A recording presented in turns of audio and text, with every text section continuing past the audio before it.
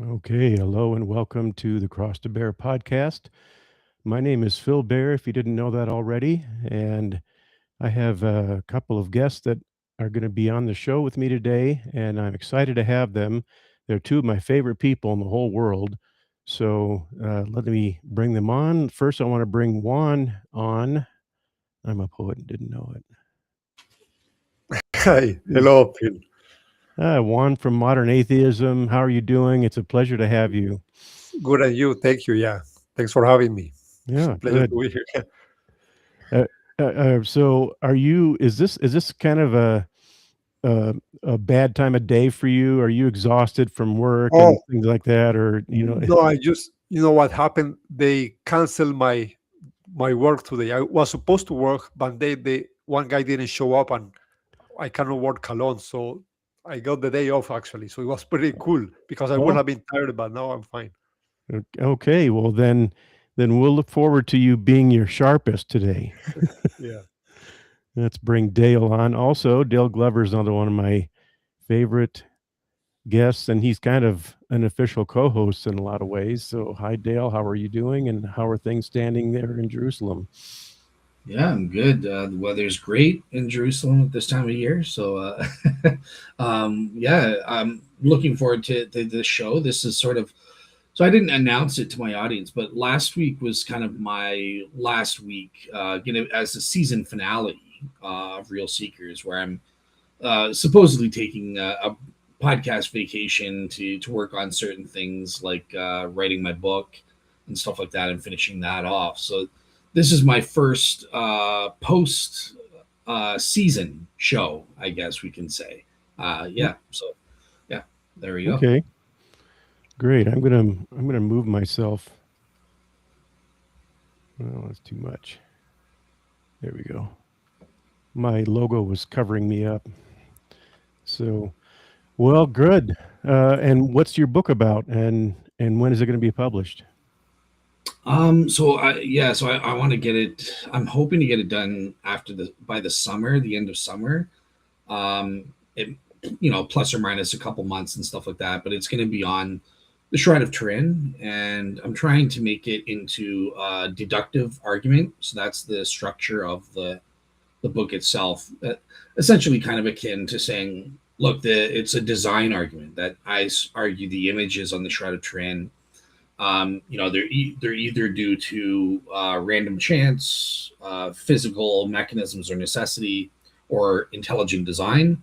I rule out the other two options. Therefore, they're due to an intelligent design. And then the next part is, well, if it's due to intelligent design, it's either due to a human artist or God. And then I rule out the human artist and I say, therefore, God designed them, kind of thing. So that's, in a nutshell, what the argument is for the book. Well, I approve of providing logical arguments in your book. That's that's Absolutely. always that's always a good thing. And and I actually want to express my appreciation to Juan today because a while back, I don't know how many months ago it was, Juan and I had a debate that you actually moderated, Dale, and we had a debate on the resurrection of Christ. And and that actually inspired me to take all the notes that I have accumulated over the years on the resurrection and put them into a book. Yep, yep, yep. Craig So, Blomberg, he endorsed it, kind of thing. yeah, so let me show the book cover real quick. It's called The Knowable Resurrection, and the foreword is written by Dr. Craig Blomberg, who is one of my favorite New Testament scholars. And in fact, I consider him one of the leading New Testament scholars in the world. And so he was excited to write the foreword for it. And I shared with him what I had talked about during the debate. And I shared with him what I wanted to write in the book. And he thought this was just a great approach. And so he was very excited about it. And I really want to express my appreciation to Dr. Blomberg for being willing to write the foreword. He was very kind to me, and so So thank you, Juan, for inspiring this project. You're And welcome. That's cool. Yeah. yeah, and I think our debate on the resurrection, I think it was productive, and I appreciated the way that you approached the debate, and so I think it's an honest approach that you take. And so I thought I wanted to deal with some of these things honestly myself. And so hopefully I can rise to the level of integrity that you brought to the table. And whether I've accomplished that or not, the reader will have to decide. But I wanted I feel to. like if I'm hearing this right, it sounds like you have more respect for Juan than Godless Granny. Is that correct? Well, I'm afraid I do. Yeah, I'm sorry. I just yeah I think it's kind of unfortunate when someone goes on the air and openly admits that they don't have any philosophical training or any philosophical background, and then crank out videos and podcasts where they're doing nothing but philosophy after having said that they don't have any training in philosophy. So what happens is that unfortunately she just makes logical fallacy after logical fallacy, and she doesn't even know she's doing it, and she's not trained to avoid logical fallacies, and so she makes them, she cranks them out like a fire hose, and to me, I just think that's just kind of unfortunate, and it doesn't really reflect well on her. I don't think. And one of the examples is I did a video as a response to some of the things that she was saying about a review of my book, Machines Don't Laugh. And I made this video that pointed out all the logical fallacies in her review. And so I called the video Stepping on the Rakes. And stepping on rakes and where the handle flies up and hits you in the face is kind of a metaphor for committing logical fallacies and you don't see them coming, and so she said that was an ad hominem attack on her, and that's just one more example of misunderstanding on her part about what fallacies are, because the ad hominem fallacy is not what I did. I simply pointed out that she was making logical fallacy after logical fallacy, and that it was just like witnessing somebody walking across the yard and stepping on rakes and having those rakes the handle fly up and hit him in the head, and so that's what's going to happen when you don't have the kind of philosophical background that you need in order to be able to conduct a podcast like that and to have a channel like that, so. But that's not intended as any unkindness toward her. And the fact that I don't respect her work very much doesn't mean that I don't respect her as a person, and doesn't mean that she doesn't deserve respect. It just means that we have to call a spade, and we have to expose the mistakes that people are making, because those mistakes have consequences. So anyway, that's all we'll say about that. But what I wanted to do today was I wanted to talk about some of the actual topics of discussion that Juan, you had with Godless Granny. And one of the main areas of that discussion was the logic of the Trinity. And so I wanted to talk about that today, and I wanted to just kind of throw out some proposals for reframing the understanding of the Trinity so that it is a little bit more accurate and a little bit more coherent. And so what I hear quite often, and I think that I heard this during your discussion with Godless Granny, and so Juan, please correct me if I've gone off the rails here, but I think that one of the parts of your discussion had to do with the fact that the Trinity is illogical. And is that a fair summary of what you were discussing with Godless Granny? Yeah, there is this thing called the logical problem of the Trinity. You may have heard of that. Is the philosophical question of how is it possible that Jesus is God, the Father is God, and the Holy Spirit is God at the same time. So they are the same thing in a way, but at the same time they are distinct. They are not each other. The Father is not the Son, like it's not identical Right. to the Son. And I've been reading this book. I just bought it. This it's flipped. One is one God, three persons, four views. It's a book that features a dialogue between different scholars on the Trinity. It has William Lane Craig, B.O. Branson, Del Toggi, who is an Unitarian, and some other guy, I think William Hasker or something like that. Yeah, Okay. and it's a shame. Well, Yeah, I'm yeah, familiar yeah. with William Lane Craig, and if anybody would have a coherent response to that kind of argument, it would be him. And so I'm curious. I haven't read that particular book, but I have heard William Lane Craig discuss the Trinity in various contexts. And so and you just got that book, and so you haven't read through it yet. Yeah. I haven't had the time to finish it. I just bought it this week, so Okay. unfortunately, I'm not super prepared. But I'm planning to get into I want to get into the topic of the Trinity. I want to make this one of my special topics. I'm good at yeah. Okay. Well, that's great, and that's actually a commendable project for someone who identifies as an atheist or an agnostic. I mean, a non-believer essentially, and so the fact that you're willing to pursue and explore that topic, I think, is extremely productive. So and maybe what we could do is we could have a part two of this discussion after you've digested that book.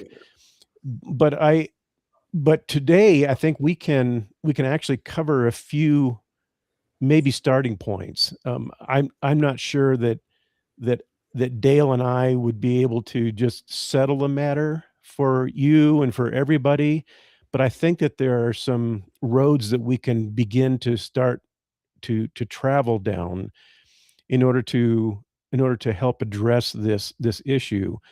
And so in general, my opening comment about this would be that uh, that the Trinity is not a problem in logic. It is basically a problem in faulty understandings of the Trinity. I think that's where the incoherence lies. I don't think it lies in the actual doctrine itself. I think it lies in the misrepresentation and the confusion about what the doctrine actually teaches. And in my worldview, I mean, I'm an evangelical Christian and have been for decades. And in my worldview, Christianity does not contain any contradictions. So it does not contradict itself. And the way that I apply that is that I would say that none of the doctrines of Christianity are contradictory either, or self-contradictory, or logically incoherent. And part of the reason why I'm committed to that posture is that if God exists, and if the God of Christianity exists, and if Christianity is true, then the laws of logic are actually grounded in the mind of God himself. And if that's the case, then it would be logically impossible for God to be illogical. And it would be logically impossible for any aspect of his nature to be illogical. And so that's why I'm interested in this problem of the Trinity, and because I hear non-believers, skeptics, atheists, and so on, and sometimes even people of faith will say this, that the Trinity is self-contradictory, that it's illogical, it's incoherent, cannot be logically sound. And so really the fundamental answer that I begin with is that if the Trinity was a claim that there are three gods, then that would actually that would actually repudiate monotheism, because monotheism states that there is only one God. And so the first suggestion that I would make is that the Trinity does not propose that there are three gods. It proposes that there is only one God. So the second aspect of this is that the doctrine of the Trinity states that even though there is one God, that God is made up of, so to speak, is composed, so to speak. This is imperfect terminology when you're dealing with a supreme being, but he is composed of three distinct persons.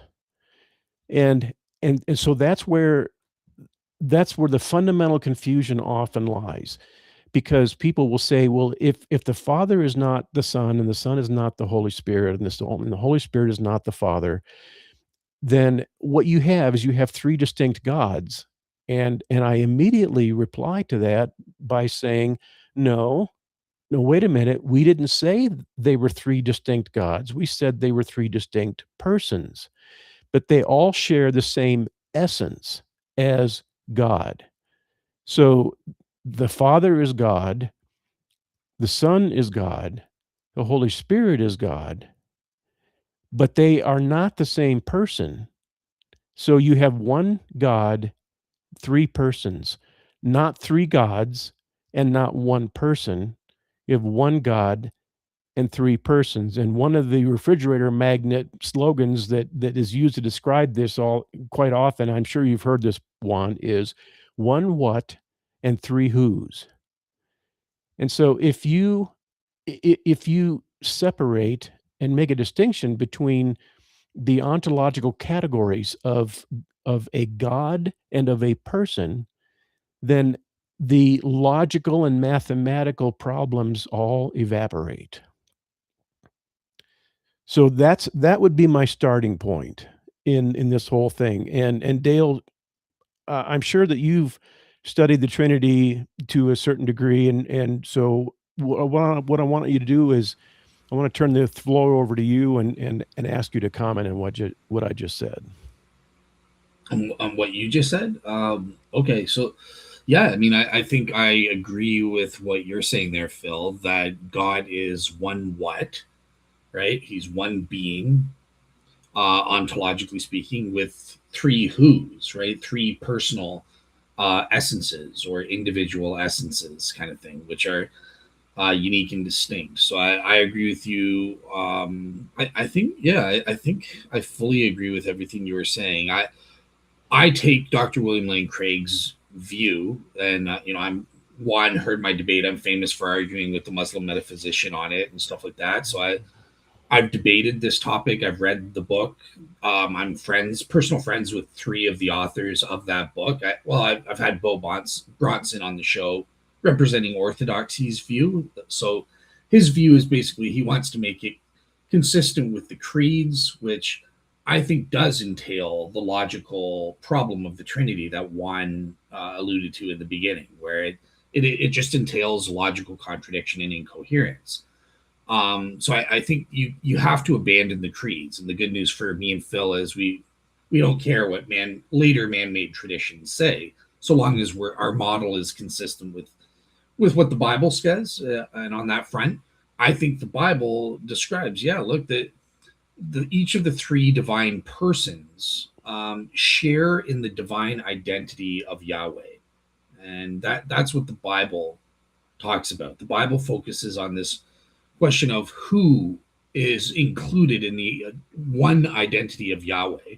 And on that front, we have the three divine persons. And then starting in the 2nd century, that's when philosophy starts trying to make sense of the what questions. Okay, well, how do these parts relate to each other and that sort of thing? And so that's where I go with Dr. William Lane Craig's Trinity monotheism model, which is a social Trinitarian model. It Right. emphasizes there are three separate persons and individual essences and that sort of thing. And I would say these are parts of one God. So there's one divine soul, that's Yahweh proper, that's the Godhead, God, right? and it instantiates three divine persons within that soul, kind of thing. So in a nutshell, that's what the Trinity monotheism model is, and that's fully consistent with the Bible. It contradicts later creeds, but I don't really care. Um, that in a nutshell is the model. And I've debated Dale Tuggy, who's probably the best skeptic in the world. I'm friends with Tuggy. Yeah, he's been on my show several times, right? So You mean he's the one Juan? who wrote. Better than Juan? Oh yeah, Tuggy's probably the best. He's the one who wrote the Stanford Encyclopedia of Philosophy article on the Trinity. So he's like the top expert in the world and stuff. So Yeah, I read that. yeah, great. So that's where I stand. It sounds like from what Phil said, he hasn't ironed. I don't think he has a specific model, but everything he said sounds consistent with my model, the Trinity monotheism model. So I'm happy with everything you said there, Phil, so far. Yeah. And one of the things that I think is often neglected whenever discussions of the Trinity will occur is that it's almost, I don't want to say a waste of time, but it's kind of a it's kind of a problematic thing to try to come up with some kind of analogy or model to describe an ontological singularity like God. And what often occurs is that people will come up with analogies, and so I've heard an analogy of a man who is a father, and he's a father to his children, but he's a son to his father, and he's a husband to his wife, and they try to use that as an analogy to say that this is what the Trinity is like. Well, the problem is that breaks down because I am one person, even though I play different roles. And so the Trinity is not one person playing different roles. And so that kind of analogy actually breaks down completely. And there are other analogies that people have tried to come up with, the four-leaf clover and all sorts of things. And all these analogies, they just break down at a certain point because what we're trying to do is we're trying to describe something that we have no analogy for. We have no counterpart for ontologically in our human experience. But I would argue that the Trinity and that the Godhead, the reality of the Godhead, actually makes sense of all of the rest of human experience. And if that's the case, then I think we have a coherent worldview that provides satisfactory answers to all the big questions of life. But I'm not sure that we'll ever be able to come up with a perfect model that actually describes or defines the Trinity itself. And again, it's because it is an ontological singularity. And so what I want to do is I want to turn it over to you, Juan, and I want you to comment on this, and I want to ask if you think that this resolves any potential logical contradiction. Yeah, so a few things.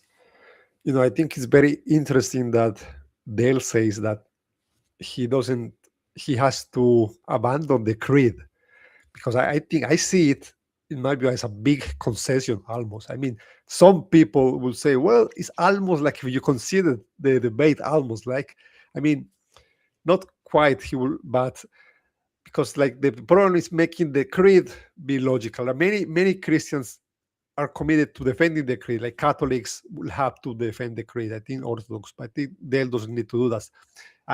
Or William Lane Craig, for example, William Lane Craig some people have said that he's a bit unorthodox at times. He can stray away a little bit too far from orthodoxy. For example, he denies divine simplicity, and he has made also content on against this, and that's something many Christians find problematic, right? Especially the Thomist, the Catholic Thomist philosopher kind of guys. So yeah, no, I think William Lane Craig does solve the strong logical problem of the Trinity, but this comes at a cost of almost denying orthodoxy, right? Because it's no longer the orthodox view. That's not really the right. And let me see let me tell you what I think is the main problem here with that model. What I see as the big difficulty. So Dale explicitly says that these are parts of God. The persons are part. He said that explicitly. And Phil, you didn't say this explicitly, but you say that God is composed of three persons, and composition usually implies parts. Normally, when a thing is composed of other things, well, those are the parts. So you And didn't say it explicitly. So that's, yeah, my view is, yeah, I let me mean, just well, let me just interrupt you for just yeah, real yeah, go quickly. ahead, go ahead. And I'm sorry to be rude, but Yep. you'll notice that when I said composed of or made up of, I said so to speak, and so I'm not actually committed to the fact that God is composed of multiple parts. That is imperfect language that we use so that the layman can hopefully have a chance of tracking with what we're saying. And so the better term to use would be that God consists of three persons. And I think if you use that term, I think that avoids the composition problem. And so I just wanted to clarify that real quickly, but I didn't mean to interrupt. No, Well, I did mean to interrupt, but that's okay. I didn't want to interrupt. Yeah, that's I fine. don't. It's not a formal debate. You can interrupt. It's okay. Yeah. Yeah, no. Oh, here's what I wanted to say. Is the task of the Christian is not just to solve the logical problem of the Trinity. You also have to solve it without getting into the heresies. You have to solve it without going into partialism and without going into modalism, which is also what you say. You say you cannot say these are different roles because that sounds like modes in a way. So you can also not go that way. So you have to solve it in a way that does not include these things. I think that's a difficult problem, right? So I mean, the other, yeah, there wants to say something. I just want to. So I just want to ask you because I don't accept your terms. Like, why? So in terms of partialism, that's easy to avoid, right? That's so William Lane Craig. I define what type of part. These are essential, non-divisible parts, so that they can't be separated, and therefore it doesn't entail the.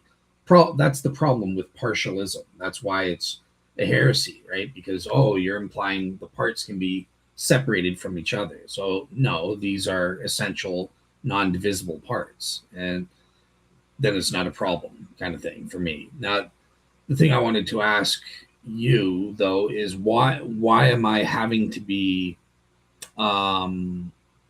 consistent with the creeds? Why is that the job of a Christian, biblical Trinitarian Christian, to have to come up with a model that's consistent with the creeds, which I would argue is impossible because they're just not logically coherent. No, I see that from my experience. They usually try to be consistent with the creeds. What Christians do, they have. And when I see discussions about it, one of the things they're going to say is you cannot deny the creed. I know some. I think Catholics are committed to defending the creed. I think Orthodox might. Orthodox. Yeah. Even Protestant. Look, me and Phil did a show on the Council of Nicaea. We deny elements of that. Even certain, not William and Craig, but most Christians who are Protestants, like David Russell, they want to be consistent at least with Nicaea and Chalcedon when it comes to the incarnation. Yeah. But I'm just saying, even with those, there are problems with those creeds. So I still see no obligation to be fully consistent with those creeds either. Yeah. No, that's okay. I don't know the reason really, but you just said they want to be consistent with those creeds. Okay, I will ask you why. And I think if you respond why, then you will also, the answer will be also for yourself. There is have to be a reason why they want to be consistent with those creeds. Don't you think? This is Yeah. it goes beyond my.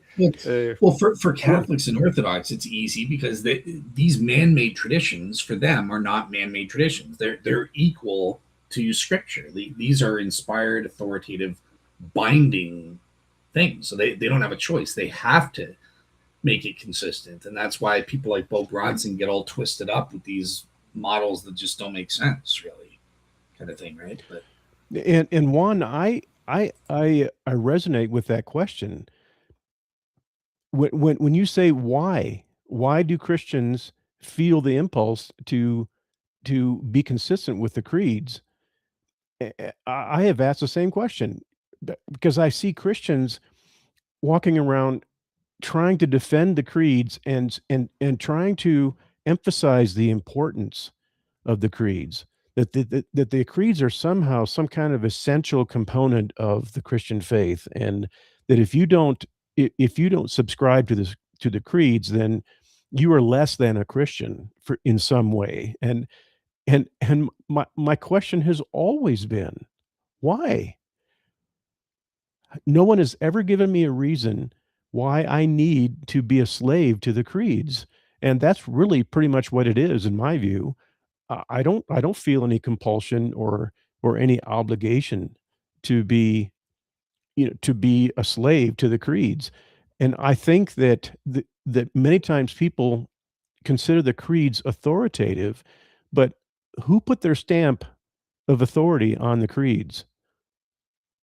It was like Emperor Constantine and, and other man-made offices are putting their stamp of approval on a creed, and they're saying this is what all Christians must believe, and if in order to stay Christians. And my question is, well, then did Christianity not exist until the creeds came along? Did Christianity not exist at the close of the first century? And so my whole my whole focus on doctrinal clarity and what I call orthodoxy is to remain true and faithful to the Bible. And if the creeds did not exist, nothing would change in Christianity. Christianity would still be Christianity because it's rooted ultimately in the scriptures. And so I don't I guess I have to disagree that it's a problem for Christians to affirm the Trinity in a way that contradicts the creeds. I don't think that's a problem for a Christian at all, because I think the problem for the Christian is someone who gave such heavy credence to the creeds in the first place. Notice what I did there? Creeds, credence. So I mean, does that help one? Because uh, not all Christians are that enthusiastic about the creeds. Dale certainly isn't. Now, do I think the creeds are worthless? No, I think that they can be helpful, but ultimately the creeds are not authoritative. They don't carry any kind of divine authority in themselves. And so we can treat them as ways to clarify certain Christian doctrines and to help us understand systematic theology, maybe in a little bit more organized way. So they can be helpful, but it's extremely dangerous to consider them authoritative and to think that if we don't actually subscribe to the creeds by the letter, word for word, that somehow that creates a problem for a Christian or a problem for Christianity. And I also really quickly, I don't want to ramble on too long here, but I quickly I want to talk about the terms orthodoxy and the terms heresy, because a lot of times people will define orthodoxy as faithfulness to the creeds, and I don't consider that to be the definition of orthodoxy. For me, the definition of Christian orthodoxy is faithfulness to the scriptures. And the word heresy is thrown around quite often, and I just want to point out that the term heresy is a man-made term. The term does not exist in apostolic Christianity. The term heresy actually was derived from later church institutionalization. And so heresy can become a weapon against people who disagree with someone's theology. And I don't think that there is any particular official or authoritative definition of what constitutes a heresy and what doesn't. And so that term is just simply hanging out there in the air.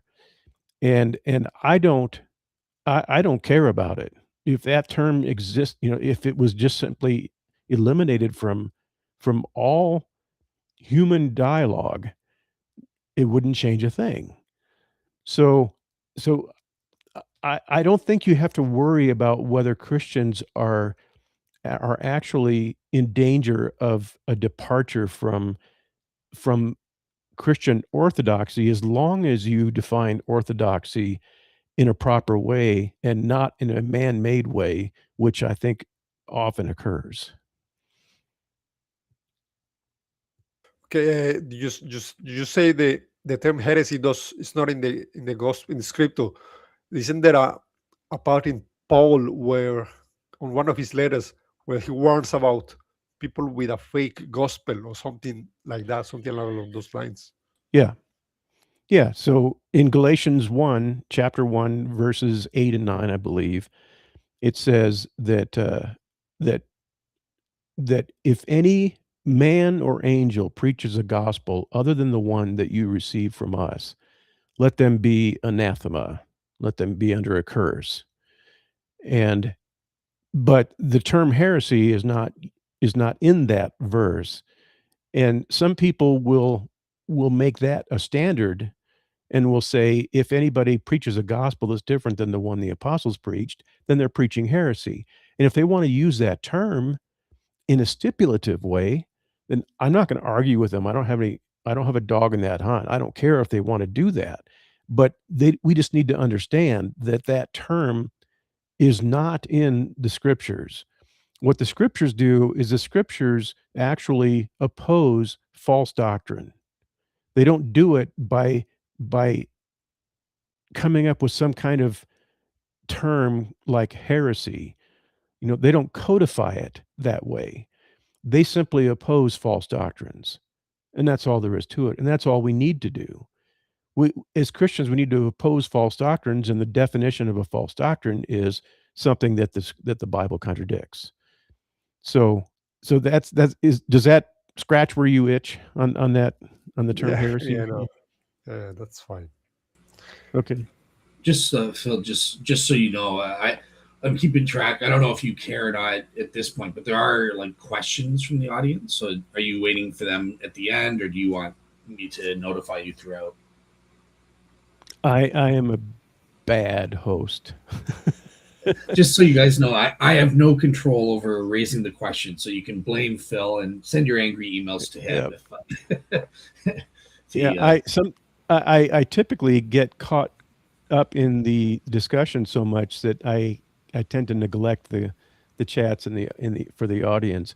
So yeah, if anybody does want to ask a question, I think definitely go ahead and ask. But I also wanted to make sure we got through the material, and what I'd like to do is see if we can exhaust this discussion if it's possible to exhaust it. I don't know whether or not I want to be able to cover the topic, and then turn to questions after we cover the topic. And I'm not sure that we've necessarily covered the topic yet, but I want to throw out to both you and Juan. Do you think we are on the right track here? Are we on our way to addressing the logical problem of the Trinity? And because I think we are, because I don't think it's a logical problem at all, because the only time that logic enters the conversation is if you have some kind of logical or mathematical contradiction. And some people say it's a mathematical contradiction, that it's one God and three gods at the same time, and that's mathematically contradictory. and that's not what the doctrine of the Trinity is all about. So there's no mathematical inconsistency in the doctrine, and I don't think there's any logical inconsistency either. But I just want to just kind of take our temperature here and see whether or not you think we're on the right track and whether we're making progress. And Juan, you can. Oh, Juan, okay. Yeah.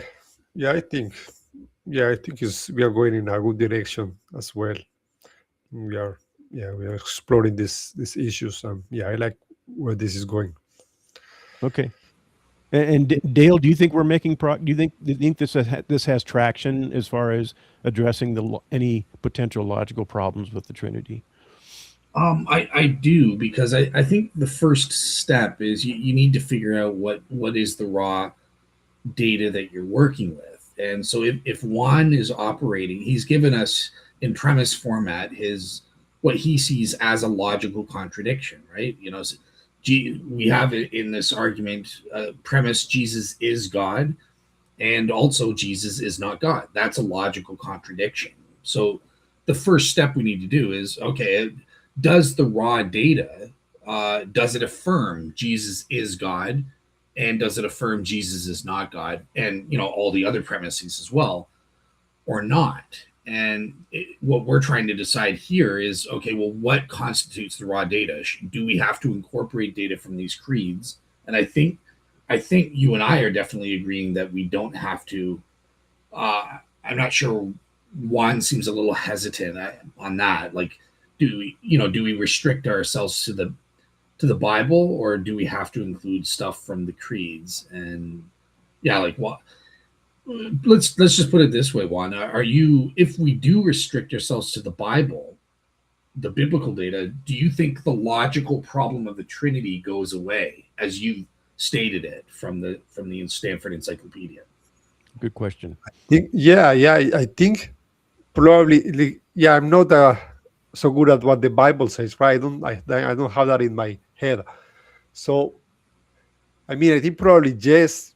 I think probably the logical point of the Trinity probably comes from the creed, the way the things are worded in the creed, I think. Yeah. But here's the problem.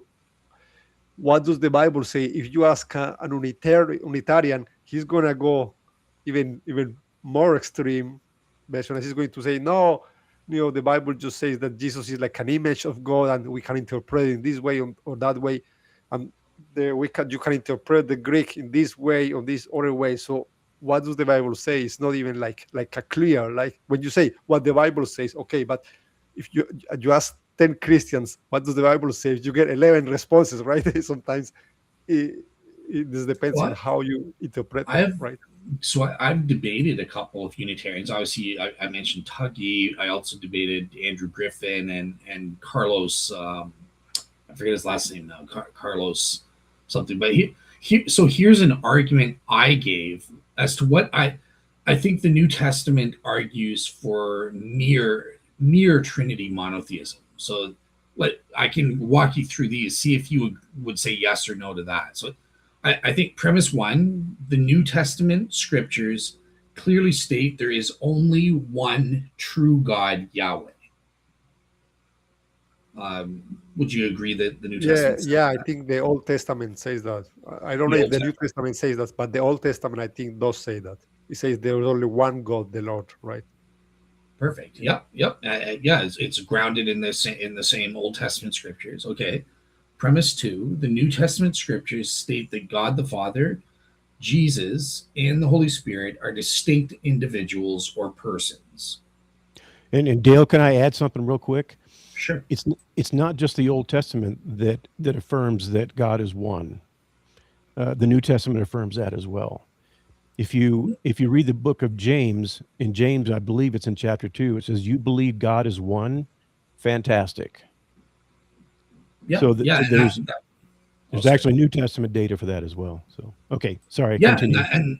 and my argument's all based on New Testament scripture. So I was just affirming that it's also in the Old Testament. I didn't know Juan was. Okay, just to clarify, Juan, were you trying to say that it's only in the Old Testament, and you're saying the New Testament doesn't? I don't know if the New Testament says that or not.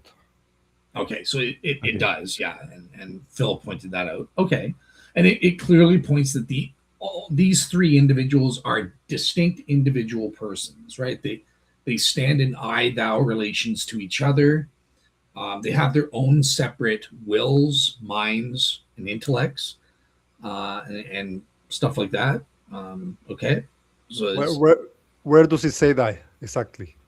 so between Jesus and God the Father, for example, the Garden of Gethsemane, not as I will, meaning Jesus has his own will, but as you will, God the Father, kind of thing, right? And then it also ascribes a will to the Holy Spirit in other verses in the New Testament as well. I argue that if you have a mind and your own will, that's sufficient for saying, yeah, you are your own person, Yes, ontologically speaking. yes, that's it is implied, right? It's not say, yeah, I think that's implied, right? From the way they speak, like they present it as another subject, like the Holy Yeah. Spirit, like it's not just another name for God the Father. It's obvious that it's a different entity in a way. Okay. Okay. So we're all on the same page up to premise. Now we're at premise 3, and I say all. This is a general premise. All persons that possess at least one or more of what I call the Yahweh identifying features or properties, are minimally a proper, distinctive, and non-divisible essential part of Yahweh or of God. Yeah, okay. You just say part, right? I knew you were gonna Well, light up. well, hang on. I said minimally they are a proper part. So it could be they're not parts, right? So this premise, the way it's stated, it's just saying they're minimally that. They could be more than that. Maybe they're not parts. Maybe the creeds are correct or something like that. But I'm just saying minimally they have to be this non-divisible, distinctive and proper, right? To be consistent with premise 2, but they're also a non-divisible essential part of Yahweh, because otherwise they don't identify or demarcate Yahweh, right? Right, right. So I think, yeah, you have to make sense of verses like when John says, Jesus, my Lord and my God, right? Or when John at the beginning says, the word was with God and the word was God, right? And then the word is Jesus. Like you have to make sense of that. What is the text saying when they say, yeah, John called Jesus God, like explicitly, right? I think the other gospels is not so explicit, but yeah, John is kind of getting very explicit there, right? Okay, so and then just trying to keep it on track, and I'll try to speed it up. But Okay. you're citing that verse as a potential No, problem no, or something? no. I mean, I don't get. You're asking me if the Bible says that with you, what you say, right? About No, them. this is not from the Bible. This is just the general premise, right? In order to be a Yahweh identifying property, Oh, right? A property that demarcates Yahweh, kind of thing. pro- a Um, property that demarcates Yahweh. I mean, any person that exhibits at least one or more of these Yahweh identifying properties must be minimally a proper, distinctive, and non-divisible essential part of God or Yahweh. any person. Yahweh making property. What is a Yahweh making property? Is a property that Yahweh has, or is a property that if you have that, that it makes you Yahweh, like numerically? Yeah, it is a property that only a person identified as Yahweh can have. Right. What does Yahweh mean? Is this a proper name? So Yahweh here refers to a subject. It's a subject. Yahweh is a subject. Or what is Yahweh? What does that word pick up? It's just anyone who would be identified, who would have what Richard Bauckham calls the divine identity of Yahweh in both the Old and New Testaments. No, wait, hold on. I asked you, what does the term Yahweh pick out? And you tell me it's anyone who has the identity of Yahweh. You cannot use the word when defining the word, right? I'm asking you, what's the definition of Yahweh? Is that a subject? It's just a proper name, like saying Juan. It's just referring to the subject, which is God. Or what does Yahweh mean? Yeah, so Yahweh is it's the unique divine name or identity that is attributed to any being or part of being that basically can be distinguished through like what the properties are. So there's creational monotheism properties, right? So this would be only someone who's identified as Yahweh can create, engage in creation, or the sustaining of creation. Only someone who's identified as Yahweh can rule over creation. Okay, so these are a couple things that are Yahweh identifying properties. Another thing is Yahweh is unique in his relationship to Israel throughout salvation history. So only someone identified as Yahweh can save humanity and people from their sins and redeem them. Okay, but hold on.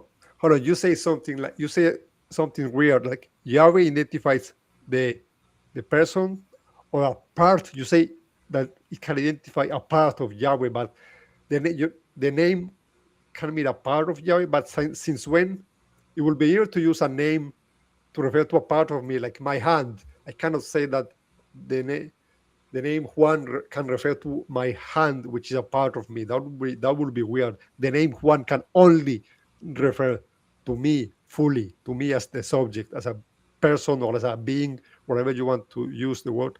The name cannot refer to fully me. The name cannot refer to a part of me. But that's an assumption, right? So names can refer to persons, right? Because they're subjects in the first place, right? And you said names can refer to beings, right? Beings, so, yeah. So a person is a being also, right? Yeah. So what we're going to find out, biblically speaking, the name Yahweh applies to both persons and to the being as a whole, and it's applied in different senses. So when we get to it, basically the answer to your thing, right? Why it's not a logical contradiction is because each of the individual persons, Jesus is Yahweh in the sense of, is in the sense of the predicate.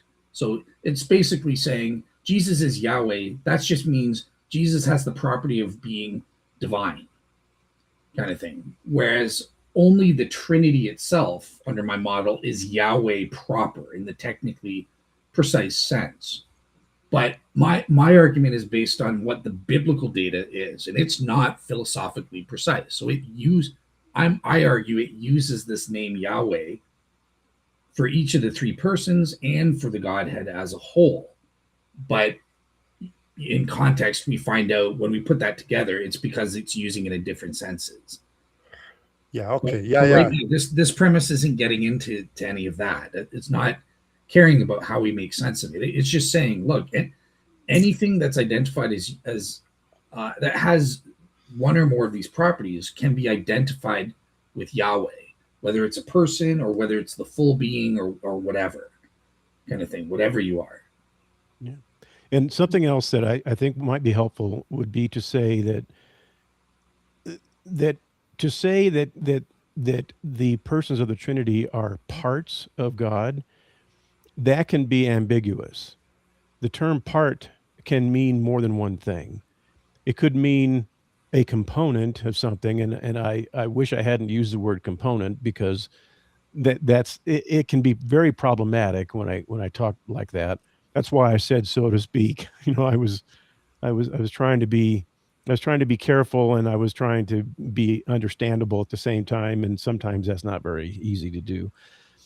But you could, a part of something could mean a component in the crude sense, where something does not have this kind of simplicity in its nature and in its ontology.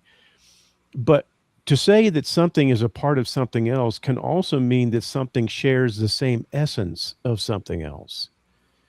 And so if we think of it in those terms, and all of these are going to be imperfect terms. Remember that our language is going to be a little bit inadequate. in describing the Trinity. So we're doing the best we can here. But I think if we say that the various persons of the Trinity are a part of God in the sense that they share the divine essence of God, I think that that can justify the term. And I think if it can make the term useful. And as long as we make that distinction, I think that it can make it can avoid the confusion of this kind of crude idea of God being made up of separate parts, and so therefore his ontology and his divine aseity and his divine simplicity is somehow threatened by that.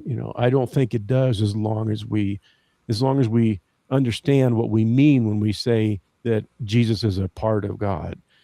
If we can come up with different terminology, then I would be all for it. And if that's what you would prefer, Juan, then I'd be happy to accommodate you. So, yes. So, yeah, very good. A very interesting question is, how exactly do you define part? Because earlier they'll say that if the parts are non-divisible, then they no longer count as parts. I don't know.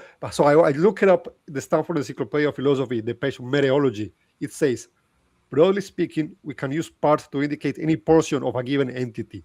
But I think the word portion is like a synonym. It doesn't go any further. Like, what is a portion? Well, it's a part. I think there is another definition. A part is an intrinsic. Something is a part if it's an intrinsic X is a part of Y if X is an intrinsic element of Y without being fully Y, without being the whole thing. If something like that. I think it's difficult to define the word part because at some point it's like a primitive term, right? Well, so let me just say on my model. So Phil and I do have differences to offer you here, and this is important because so I'm using part in exactly the normal way that you understand it, Juan. For my model, yes, they're parts. That's exactly correct. Now they're a special type of part. They're indivisible parts, and I think I'm saying that's what I think the people who invented this term partialism as a heresy, I think that's what their problem was. Now, the way they've defined partialism, okay, cool. Yeah, so you can't say God is composed of parts. Like Jesus, I would say Jesus is 1/3 God. That's not a problem for my model. But then you're saying, well, that's the heresy of partialism. Fine, who cares? A bunch of Eastern Orthodox and Catholics are upset with me. Don't really give a and Phil doesn't like that either. Cool, I don't care. I think it's consistent with the Bible. It's an equally probable outcome kind of thing, right? Unless someone can prove that maybe I'm wrong about the doctrine of simplicity or some other doctrine. But cool. So Jesus is 1/3, but he's 1/3 that can't be taken away. He can't be separated from the Trinity or divided from the Trinity, and neither can God the Father, or neither can the Holy Spirit. And that's all that matters to me, kind of thing, right? So, yeah, if you want to accuse me of partialism, I guess I'll just say cool. But that's not a problem for me. And guilty as charged. Yeah, and if I traveled back in time to the guys who invented this thing back in the 4th century or whenever it was the problem, I think it was later than that actually, but I think just from my reading, their main concern was but so that means you can divide them up, like I can rip physical things into parts and stuff like that. Yeah, okay. and that comes down to a rather pedestrian description that I usually use in trying to help clarify these things, and that is that it's possible to differentiate between two things without separating those two things. And what happens typically in these discussions, and I'm not saying it's necessarily happening today, but it might be. It's hard to tell. But what often happens is that people will slip back and forth between ontology and personality without realizing it. So when we have objections about the term part, then that objection refers to ontology. But if Jesus is a part of God in the sense that he is one of the persons who is God, then it's not necessarily an issue. It's not necessarily a problem. It's certainly not a logical problem, because part of the logic issue here is that the mathematical objection points to ontology, and it doesn't point to personality. You can have one God and three persons at the same time. That is one God ontologically, three persons in terms of separate identity, but not separate ontology. Separate identity does not equal separate ontology. And that's where I think the fundamental confusion often arises. But Dale, what you're saying is it just makes me light up like a Christmas tree, because you know that I wrote a book about human tradition. I wrote a book called Biblical Justification, and it was how man-made tradition corrupts the biblical doctrine of justification. And I don't mean any disrespect or I'm not trying to insult people from the Orthodox or Catholic traditions, but I simply do not accept that they are divinely inspired, and that we have some kind of obligation to be faithful to them. They have an obligation to be faithful to the scriptures, and by holding up these man-made traditions, they're actually departing from the scriptures, because the scriptures actually try to avoid that kind of problem instead of encourage it. So and the other thing is that, Dale, you and I kind of have some differences, but I think those differences can sometimes can sometimes consist of terminology, and they can be conceptual differences. And what we're talking about is a model that I think we can understand truly, but can't understand exhaustively. And because we can't understand it exhaustively, our language eventually breaks down. Now, it's not that our language is not effective. It's not that our language is not meaningful. It's just that it's not exhaustive, and that it's not going to cover all of the questions. It's not going to answer all of the questions, and it's not going to make it so that we now understand the Trinity perfectly, because I don't think we do understand the Trinity perfectly, but we can understand it to a certain degree truly.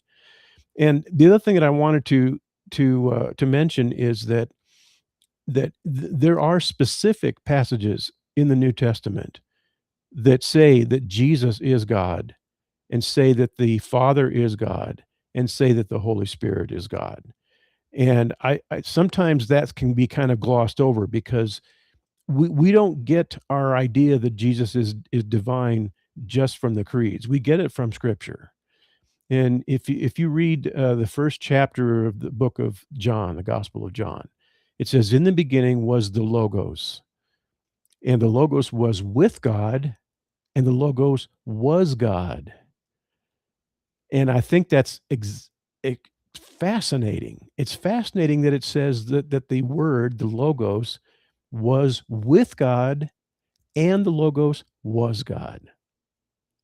I think that you find that kind of satisfying. I think I do, And Juan, you got a smile on your face, and you're nodding. I think that's hard to understand. Maybe if you think that's like poetry, then it's fine. But if you think that's like literally, it means with God and was God, is like, what is he trying to convey? Is very hard to understand, right?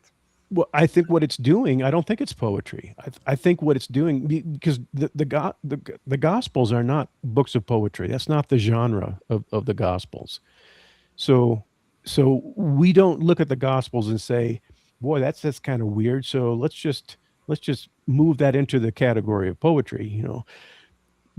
When it says that the Word, the Logos, was with God and was God, I think that's teaching two separate concepts that are unified.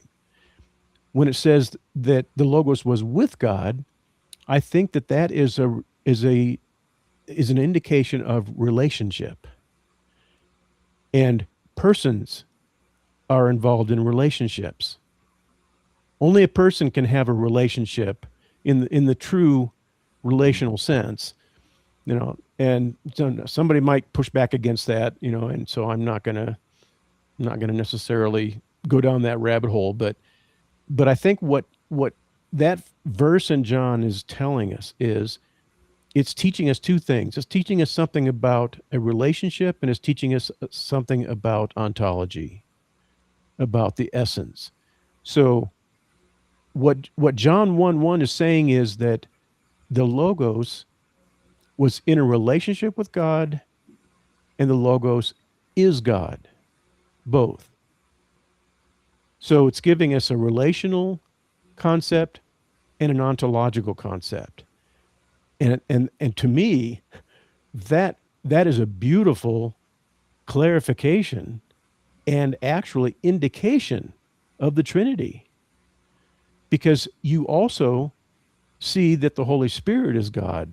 You can read that in the book of Acts, where it says you lied to the Holy Spirit. And then it says you not only lied to man, but you lied to God. And so the clear implication is that the Holy Spirit is God. And so the scriptures definitely teach the Trinity, even though they don't have the term. And earlier I said that the scriptures don't have the term heresy. And some people would say, well, it teaches the concept of heresy, even though it doesn't use the term. And if they want to do that, that's okay with me. I don't mind. It's just that we can't identify heresies on the basis of the creeds. But the Trinity is definitely in the Bible. And Juan, if you wanted to embark on a specific study of the New Testament, and even the Old Testament, but especially the New Testament, on the Trinity, I think that would be extremely productive for you. I think it would really kind of solidify your understanding of what the Bible really does teach on the Trinity, whether it teaches the Trinity. And if you come up with some inconsistencies or some problems with that, and you'd like to discuss them, then I'm your man. I would love to discuss things like that. Part of my ministry is to help clarify doctrines and help clarify ideas and concepts for people that are, if they're struggling with them, so I think that's kind of, I hope that all these comments are going to be helpful in kind of navigating these waters. And I wanted to get back to Dale here, and I wanted to say to Dale, I like your model. And earlier when I said that models can be imperfect and then can be incomplete and sometimes even problematic, I don't really want to imply that it's not a good idea to try to come up with models. Because what's the purpose of our models? The purpose is to try to help us understand certain biblical doctrines and biblical concepts as clearly as we possibly can. And if the model is going to help you do that, then I fully endorse this whole idea of coming up with a model. I didn't want to try to diminish that in any way. So yeah, no problem. And same with analogy. I think there are some good analogies out there, for at least for the Trinity monotheism model and stuff like that. So yeah, I guess I think in listening to this, and one, I'll leave it up to you, because obviously we're trying to help you out, I think, is the format for this show. But there is this word essence that's come up when Phil was talking. And so it may be important to understand, like, what are we talking about, right? So I think we all agreed, look, there are two kinds of essences in metaphysics, right? So we each have our own individual or personal essence. This is what makes me Dale. That's my personal essence. I'm Dale. Then there's also this, it's called a kind essence or a kind nature, right? So what the essence for being a kind of thing. There's a human kind of thing. And that's the essence basically refers to a set, from my understanding, I won't speak for Phil if he's got a difference, but from my understanding, in modern metaphysics, an essence is basically a set of properties, the set of properties that are essential for being a kind of thing. So all the properties that make me a human being, that's the human essence, the human. Wait. Sorry, and you should. I think in modern analytical philosophy, the essence is the properties that make you Del, not a human. Del, like the entity that you are, not the kind of essence. No, I don't know. I'm not sure. no, because there's two types of essences. Yeah. So that But only one is modern, and the other one is medieval, Thomistic, Aristotelian kind. No? no, both of these concepts are in modern metaphysics kind of thing, right? So that you have your individual essence, right? That's me, whatever that is, right? That refers to the person. So Jesus has his own individual essence, personal essence. God the Father has his own individual personal essence. Same with the Holy Spirit. I think all three of us are agreed on that much, kind of thing, right? But then it comes to the kind essence, right? The kind nature. So that's the set of essential properties for being a kind of thing. And so in this case, we're talking about the divine essence, right? There are three individual personal essences which have all of the essential properties for being a divine kind of thing. Are we saying that? So I don't know if that's what Phil. It sounded like that's what Phil would say. With the Trinity monotheism model, if I'm speaking technically, I have to deny that, because for me, under Trinity, only the Trinity, it's an essential property for being a divine kind of thing, that you're tripersonal. None of the individual persons have the property of tripersonality, for example. So only the soul instantiates that property. And so therefore, I would say only the Godhead or the Trinity, Yahweh proper, the soul, has the proper, instantiates the divine essence properly. Now the model, we still say, well, Jesus had a divine nature and God the Father had the divine nature and stuff like that. What I mean by that is in a secondary sense, basically, that he, insofar as he's participated, he has all of the essential divine personal properties and stuff like that a divine person must have for being a essential part of, a divine being and stuff like that, a divine kind of thing.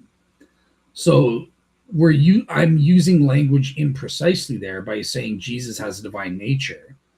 But so long as I explain to you what we mean under the model, that it's not precise, then it's fine. And if you understand, there's only one thing that exemplifies the divine nature proper, and that's that soul, the Trinity itself, then that's what my model says. Now, Phil might be saying something different. So I'm curious, does he think each of the individual persons has all of the essential properties for being a divine kind of thing? And if so, that may be a difference for us and stuff. Well, no, I think that all three persons of the Trinity carry all of the attributes of divinity. They all carry the same ontology. And I know this is an extremely simple, and sometimes some people might think it's too simple, but I love C.S. Lewis. He is one of my favorite authors, and he has a knack for making things clear that used to be really muddy for me.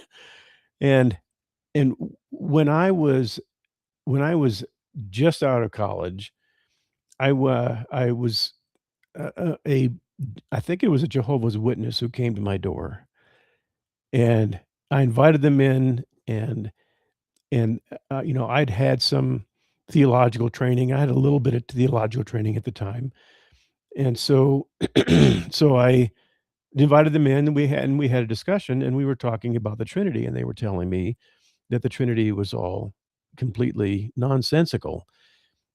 And what the guy kept telling me was, or actually asking me, was, "Phil, are you your father?" And what he was getting at was that Jesus cannot be God, because if Jesus was God, then Jesus and the Father were the same person. And that's simply logically incoherent, and so I needed to throw the Trinity out the window. And C.S. Lewis came up with this analogy that talked about, I think the name of the analogy, if you wanted to name it, would be begotten versus made. And when if I had read that analogy from C.S. Lewis before I had this conversation with a Jehovah's Witness, it would have helped me in clarifying this quite a bit, because what C.S. Lewis said was, the son of a dog is what?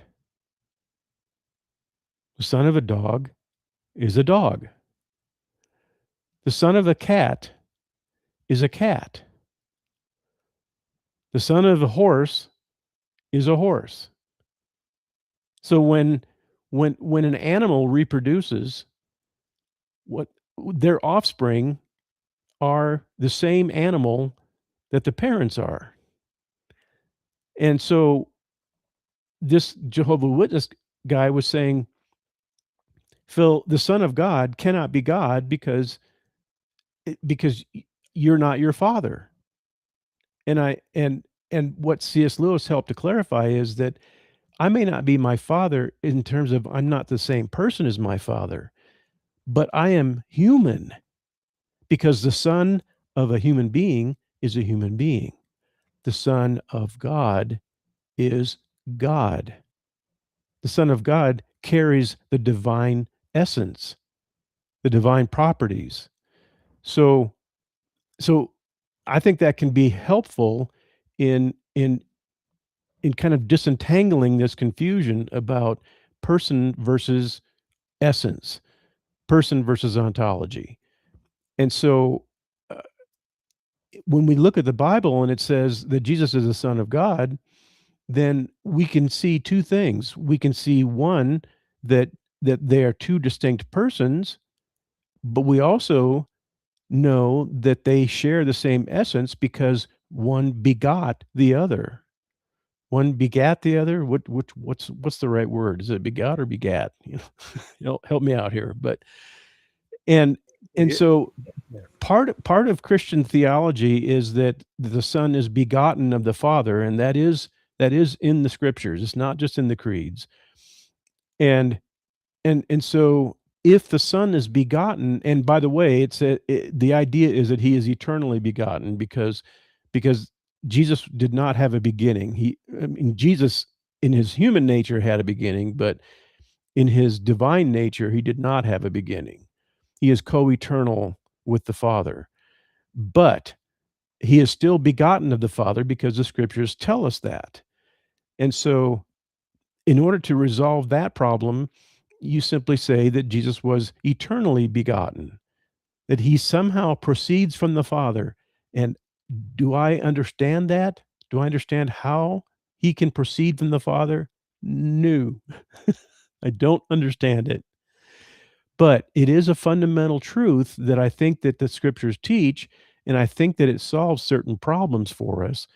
And so I would say that the members of the Trinity are members of the Godhead, and they are distinct persons, and they share the same divine essence with each other. They are co-equal in terms of their divine essence and their divine nature, but they are not the same in terms of their personality. So I don't know if that helps clarify any differences between you and me, Dale, but that's hopefully that's a little bit of a better description of the model that I have, if you can call it a model. So yeah, well, I'm interested in what one makes on that front in terms of the understanding of essence and how that relates. Like, what's your take on that one? Or Yeah. So for my understanding, I think that's a very important thing to do, to to specify what exactly do we mean by the word essence. And there are different. I have also heard of different definitions.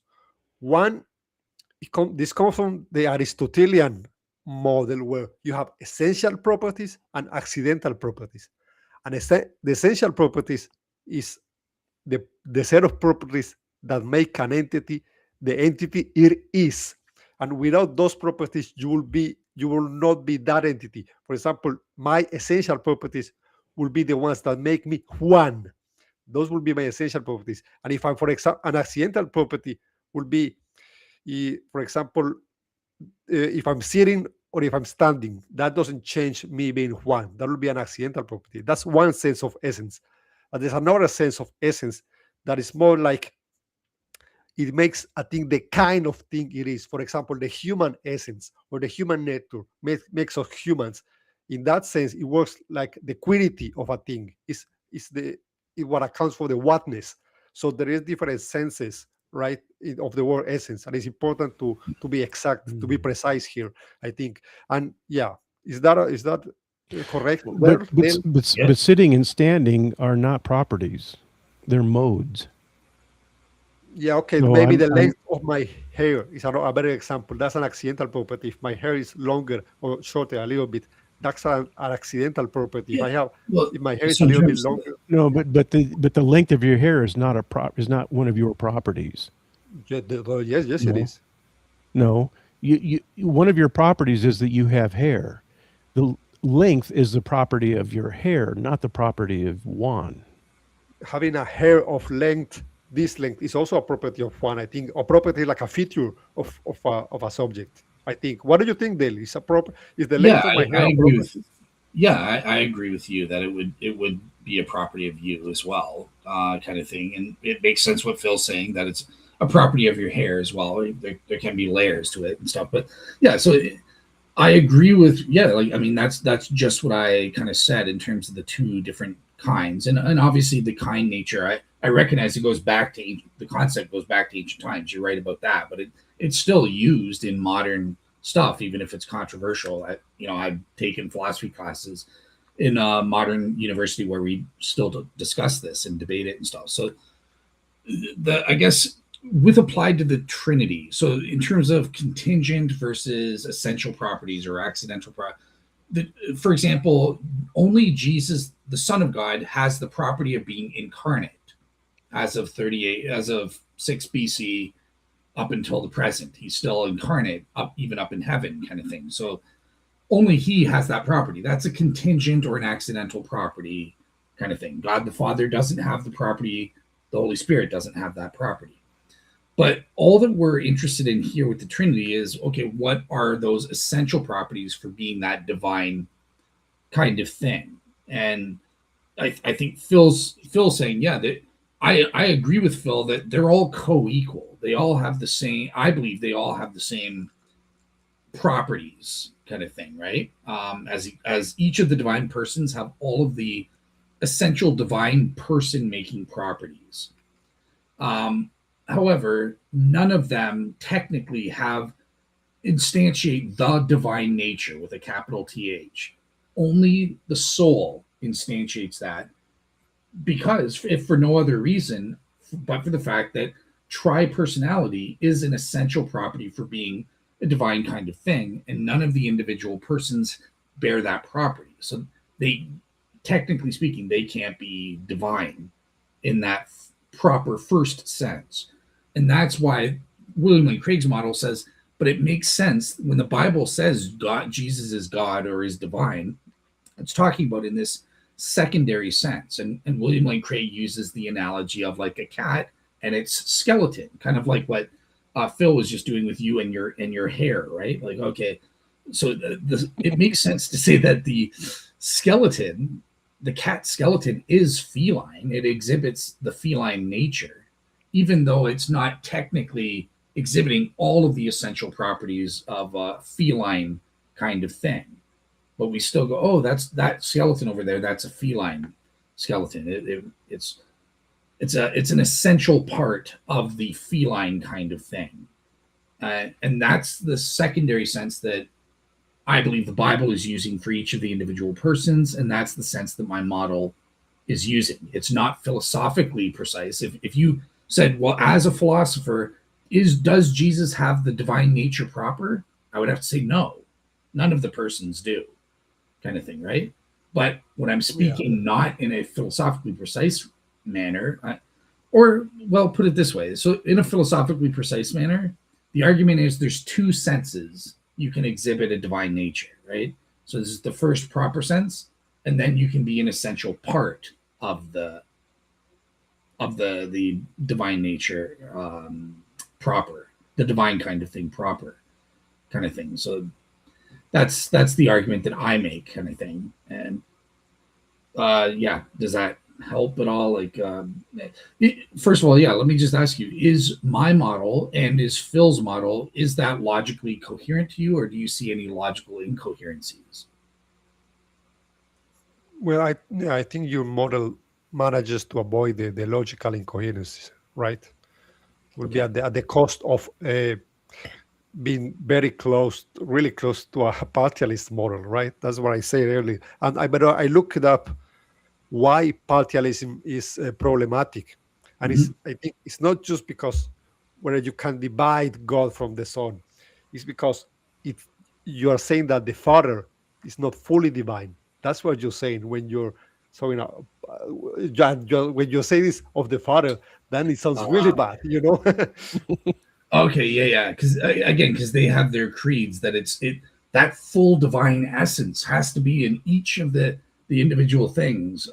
So that's where you get into these foolishness of trinities of trinities of trinity, an infinite regress of trinities within trinities and stuff, right? Because okay, well then God the Father has to be a trinity in and of himself, and each of those have to be trinities, and all this nonsense with the creeds. But yeah, I will just say, guilty is charged. I commit partialism. I say God the Father is only 1/3 of God. Jesus is 1/3 of God. So guilty is charged. But cool. Am I going to be judged for that on Judgment Day just because some human being wrote 600 years? You can't say that. As long as the Bible allows me to, that's all I care about. Yeah, and I don't necessarily, yeah, I don't align with every aspect of your model, Dale, but the primary objective of this podcast, of this episode, is to establish that the doctrine of the Trinity is not logically incoherent, that it is not illogical to believe in the Trinity. That's really my fundamental purpose. And we might have different models for the Trinity, and they might have implications for partialism and non-partialism, and they may have all sorts of philosophical implications, and they might have philosophical problems. But philosophical problems and contradictions are not the same thing. And so it's fine that we might have different models for the Trinity. What matters is that the doctrine of the Trinity itself, in its bare form, in its essence, haha, see what I did there? In its essence, is not intrinsically incoherent, logically incoherent or illogical. And so it's fun to explore all these different models, and it's fun to see what their implications are for Christian orthodoxy, and whether or not the early church they embrace that kind of a model, and who embraced it and why and what the implications are. All those things are interesting, but they don't necessarily change the fundamental thesis that I want to state today, and that is that the Trinity itself, the doctrine of the Trinity, is not illogical. It is not logically incoherent. And so if there's an atheist out there who wants to use the incoherence of the Trinity as an argument against theism, then that argument is going to fail, because they have not established that the doctrine of Trinity is illogical, and that it is somehow mathematically and logically incoherent. And so that objection does not actually defeat theism, but I think it's important for us to understand the Trinity, because a lot of that has to do with good theology, and good theology is very practical, So, yeah, and it has a lot of implications for our discipleship between Dale and me, and I hope someday it will have implication for your discipleship, Juan. Wink, And wink. I think despite our differences, it sounds to me, if I'm understanding Phil properly, we both agree in terms of how you structured the logical contradiction of the Trinity, or the logical problem of the Trinity.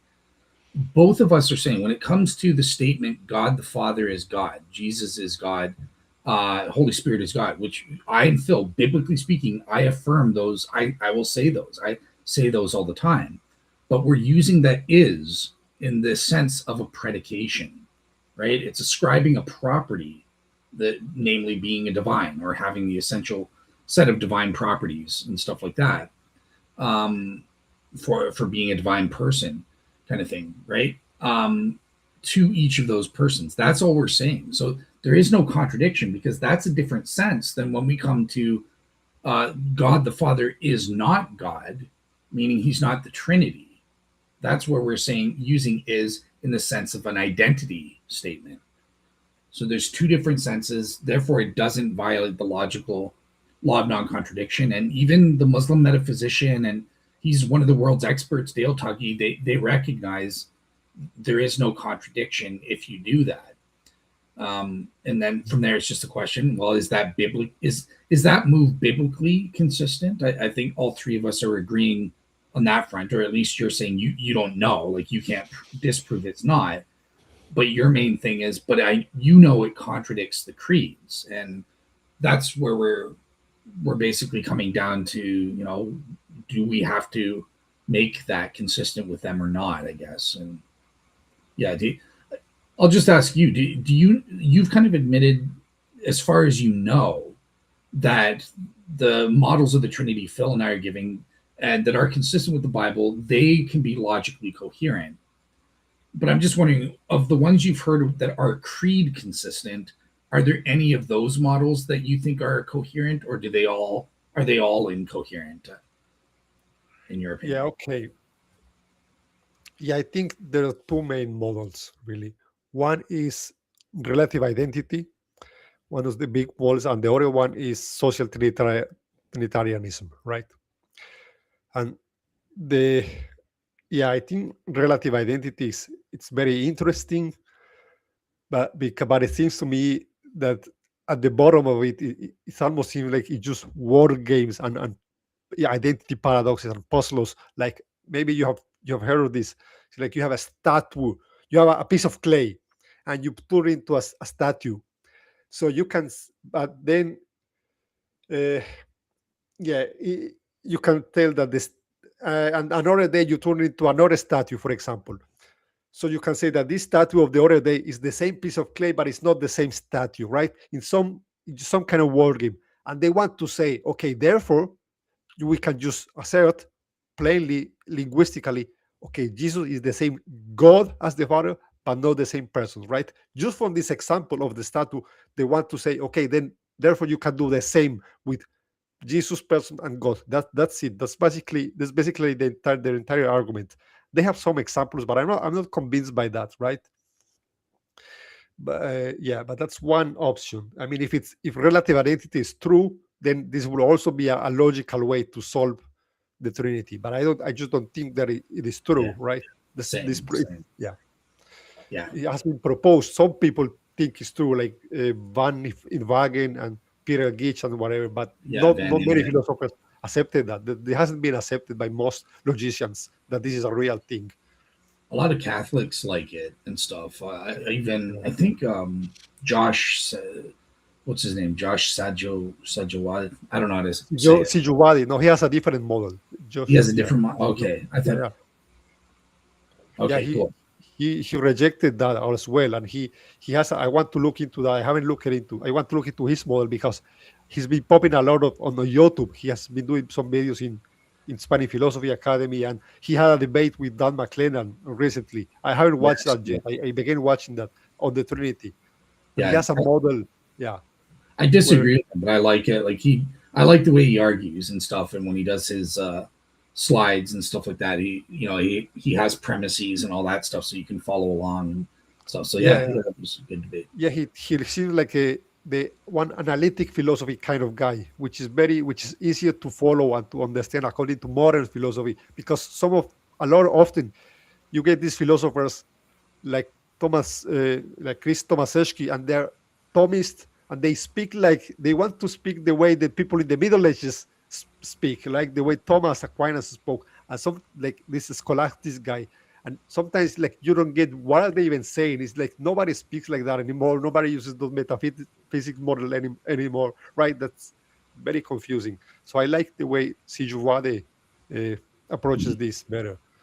So he has a model where he thinks that there is one divinity trope, and it's instantiated in like 3 different regions, maybe spatial regions, but it's the same object, just instantiated in 3 different spatial regions, right? And I don't know, it's very Yeah. complicated to get. I'm Yeah. not sure this really solves the problem.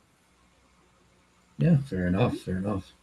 Yeah. Yeah. So it sounds to me then like, okay, so the good news is in terms of Phil and our goal, and Phil, I'll let you step in. Obviously, you're the main host here, but it sounds like we've kind of succeeded. If our goal was to see if we could get Juan to say, like, well, look, I can't make a claim that there is at least one or more logically coherent version of the Trinity, even with including the creeds. He's conceded at least a couple could be coherent and stuff like that. Like, it sounds like, yeah, great, we won. Like, this is kind of our goal. We've made progress on what we were trying to do. Yeah, do you agree, Phil, or are you happy, or you're looking angry? I'm scared. I thought you were no. I'm just tired, and I look angry because I have a shaved head and a beard, and so everybody thinks I look angry all the time. Okay. Somebody called. I think it was Drew Mack from Provisionist Perspective who said that I look like Ming the Merciless, and so sometimes I've been tempted to put the little moniker Ming the Merciless under my name here on these podcasts, but I just haven't brought myself to do it. So no, I feel like we have made progress, but I thought you were asking that question of Juan, because I think we've made progress. In fact, I don't think the Trinity has ever been a logical problem in terms of what the Bible actually teaches, because the Bible doesn't have a complex model of the Trinity. The Bible simply says Jesus is God, the Father is God, and the Holy Spirit is God, and it gives us indications that these are three distinct persons, and that's all I need. I don't need a model to explain all of that. So I simply affirm a very basic, fundamental doctrine of the Trinity, because that's what the Bible teaches, and I don't have to have some kind of a complicated systematic in order to hold it. Now, but again, I'm not saying that the models and the systematics are not important, that they don't serve a purpose, but they don't serve the purpose of establishing the fact of the Trinity, and the fact that they are logically coherent, and that they can make sense of the Trinity in a way that eliminates contradictions. To me, that's enough. And so my question for Juan is: do you agree that we've made progress? Do you think that we can be confident that the doctrine of the Trinity is not intrinsically illogical? Yeah, I think we've made some progress, right? Yeah, I mean, I'm not gonna go as far as to say, yeah, I don't think there is any problem at all with the doctrine of the Oh, Trinity, no. but we have made some progress. Yeah. Sure.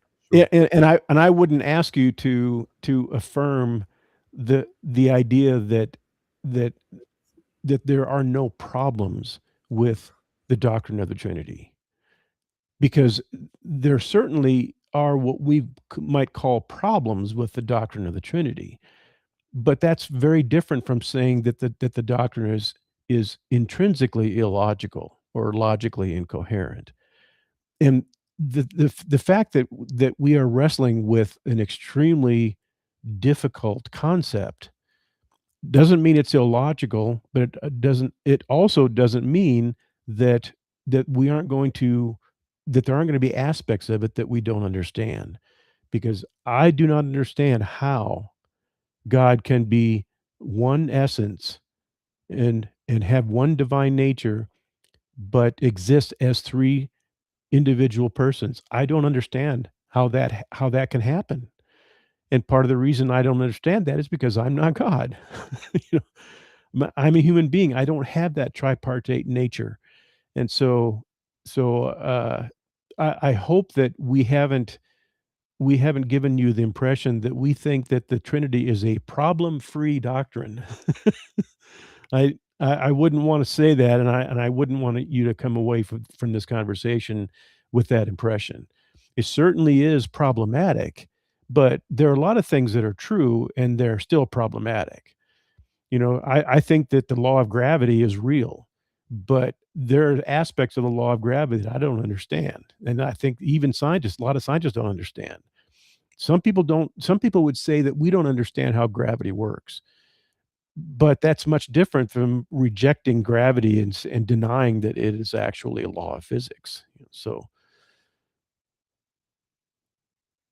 yeah. All right. Does that And help? Juan, over to you. I want to ask you, like, do you think we've kind of made progress in terms of the purpose of the show? Like, I forget what you said to Goddess Granny when she interviewed you. Did you say argue that it was incoherent at that time? And obviously now No, you've changed. that was very brief. It was just like a few minutes. I just see she said it was the logical problem of the Holy Spirit. That she just said it like that. But I clarified it, and I said what you are referring to is called the logical problem of the Trinity, and is the statement Jesus is God, the Father is God, the Holy Spirit is God, and yet Jesus is not the Father. So this set of statements is as taken as face value. They are logically inconsistent, right? So we need to Okay. find a way to, yeah. So you never asserted it was like that you never asserted or affirmed the logical problem. You were just explaining what it was, I guess, is what happened. Yeah, yeah. Okay. Yeah, but I Well, want to get into that. Yeah, I want to yeah. make it one of my. I'm going to start making content on that later. Not yet. I'm still researching, right? But I Yeah. do want to get into that topic. Well, what struck me was that in your conversation with Godless Granny, I think that she is convinced that the Trinity is logically incoherent. Now, if I'm wrong about that, then I would owe her an apology. But I'm pretty sure that she thinks that the Trinity is illogical, and she also believes that God cannot exist. That it's not logically possible for God to exist, and she has several reasons why she believes that. And one of them is that if God exists and that he would create human beings that he knew would would not believe in him, or who would commit moral infractions and that kind of thing, and that therefore that is responsible for all of the moral infractions that human beings commit just because he created them. And she had a conversation with Eric Hernandez a few months ago, and I don't think it was much longer than that. And Eric tried to explain to her that the fact that God caused the existence of a human being does not mean that he caused the existence of their sin or their moral infractions. And it doesn't mean that he caused the existence of their choices. And and she just that just did not register with her. And she still maintains that if God exists, then he is the cause of all of our choices, and therefore it's incoherent, because if he's a good God, he wouldn't cause us to do bad things. and and Eric Hernandez, I think he was frustrated because he clearly refuted that idea, and she just didn't get it. So but what I got from your conversation was that she thought that the Trinity was illogical, and I think that's what she thinks. And what I noticed was that you didn't push back on that. When she said that the Trinity was illogical or something like that, and I'd have to go back to the transcript, but your response to that was to bring up the fact that there is an argument out there about the logical impossibility, or the logical contradiction, or the logical incoherence of the Trinity. And I'm not sure that you were telling her, yeah, Godless Granny, I agree that the Trinity is illogical. I don't think you were saying that. but you didn't actually correct her misconception, and so it made me wonder where you stand on this issue. Made me wonder whether or not you really thought that the Trinity was illogical, and so I thought it would be worth the discussion because there are a lot of people that struggle with this. There are atheists that struggle with it, and there are Christians that struggle with it. And so it's worth doing a show like this because it helps clarify a lot of these ideas and it helps clear up misunderstandings. And that's what a lot of what Dale and I try to do in all of our work is we try to clear up misunderstandings and try to correct misconceptions.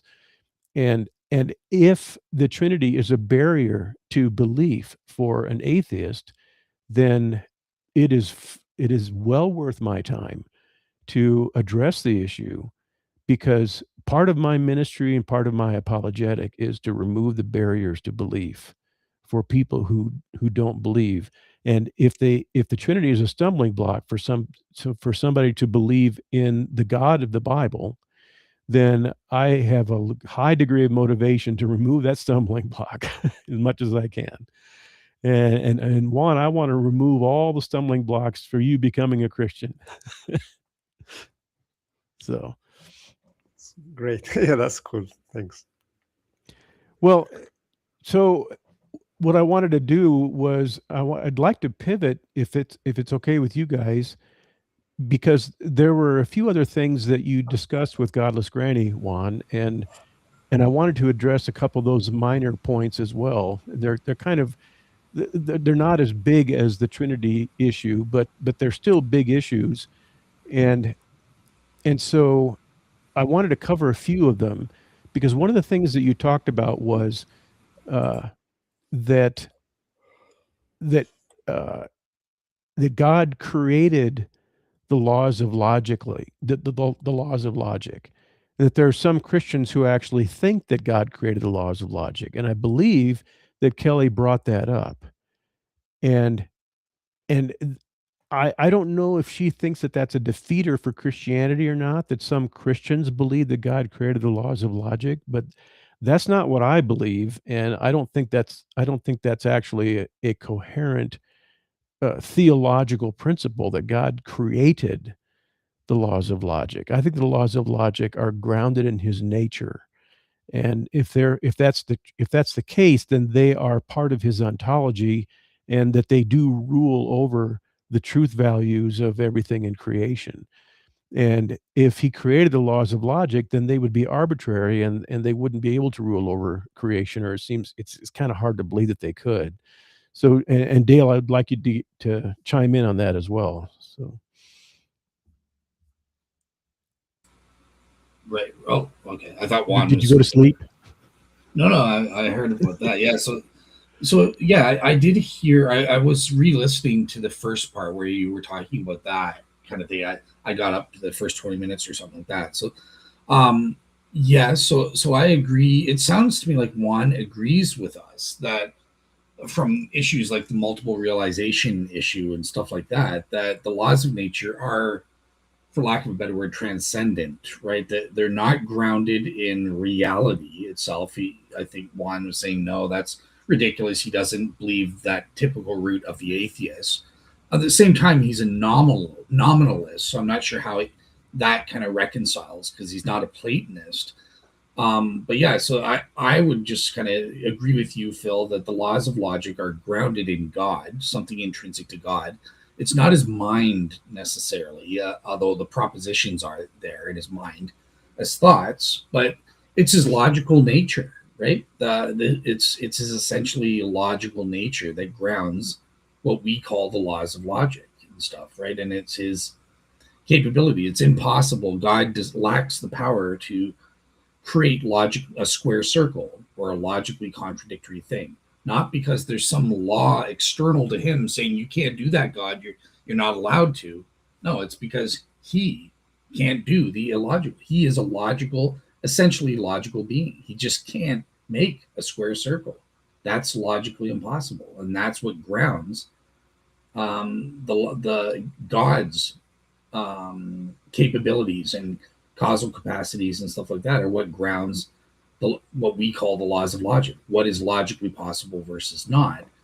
And his knowledge of his capabilities in that front is what grounds the propositions corresponding to the logical law of non-contradiction, the law of excluded middle, the law of identity, stuff like that. So yeah, it's grounded in God, and then his knowledge of it is what grounds the propositions that correspond to that logical nature.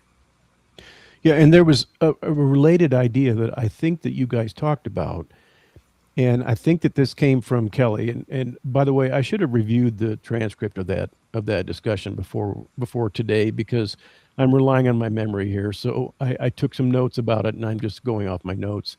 But I think that it was Kelly who said, if God cannot violate the laws of logic, then they are prior to him ontologically, that they are external to I him. think I say that. You said that? Okay. I think I came up. I broke that up. Yeah. Okay. Well, so does this scratch where you itch also? Because if we say that the God cannot violate the laws of logic, that can mean two different things. It can mean that they are exterior to him, or that they are prior to him, or it could mean that they are grounded in him.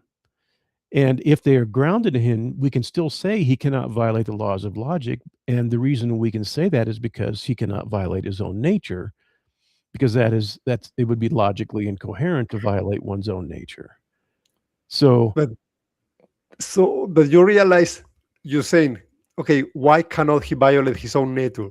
You are saying because it will be logically incoherent to violate his own nature. So you're saying that what's logically incoherent is precisely like what determines whether God can violate his own nature or not, right? You know what I mean? You're like, why cannot? But the logical principle that he cannot violate his own nature can also be grounded in his own nature. There's no contradiction there. Doesn't that get you like an infinite regress or some kind? Like, why can't God make a square circle? Because it's a logical contradiction, right? Mm-hmm. Okay, it will imply he will violate his own nature, right? Okay, why cannot he violate his own nature? Because it's a logical impossibility. Again, you're just giving the same response, right? So you're just saying there is a rule that rules what God can do. It is a tautology. It's definitely a tautology, but a tautology is not necessarily a contradiction, because at some point you get down to what will eventually become a tautology, and the fact that it's logically incoherent for God to violate his own nature, that can still be a logical principle that is grounded in his nature. So you could say, well, that's circular. And I agree, it is circular because it is a tautology. We've come to a singularity where the laws of logic are grounded in God's nature. He will not violate them because that would violate his nature. And that is all perfectly logically coherent. There's no logical contradiction there. So not all tautologies are necessarily fallacies.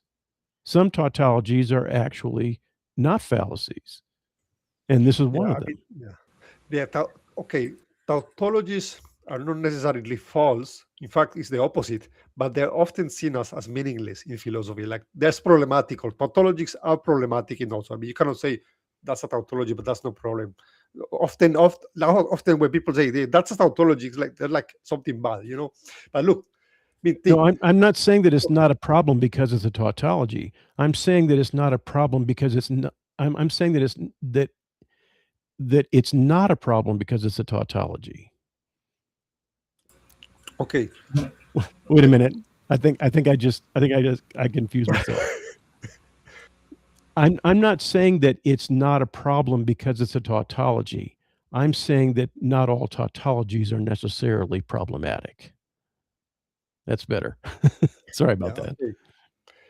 I do think you still get the problem of the infinite regress. Look, why cannot God make a square circle, right? Because it violates the laws of logic, which are grounded on his nature. Okay, that's the question. why can he now? Okay, now the question: why cannot he violate his nature? Okay, this violates a law that says that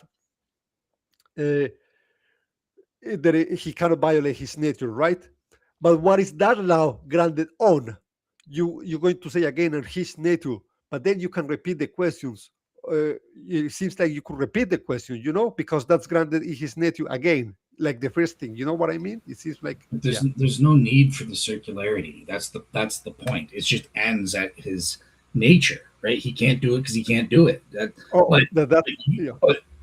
I know that's not what Phil was saying, but I'm just saying that's what the proper answer is when it's grounded in his nature. But here's what I wanted to get from you. But that's hold on, just a second. But that's brute. He can't do it because he can't do it. That's saying that's the end. That's saying that's the same as saying that's just brute, right?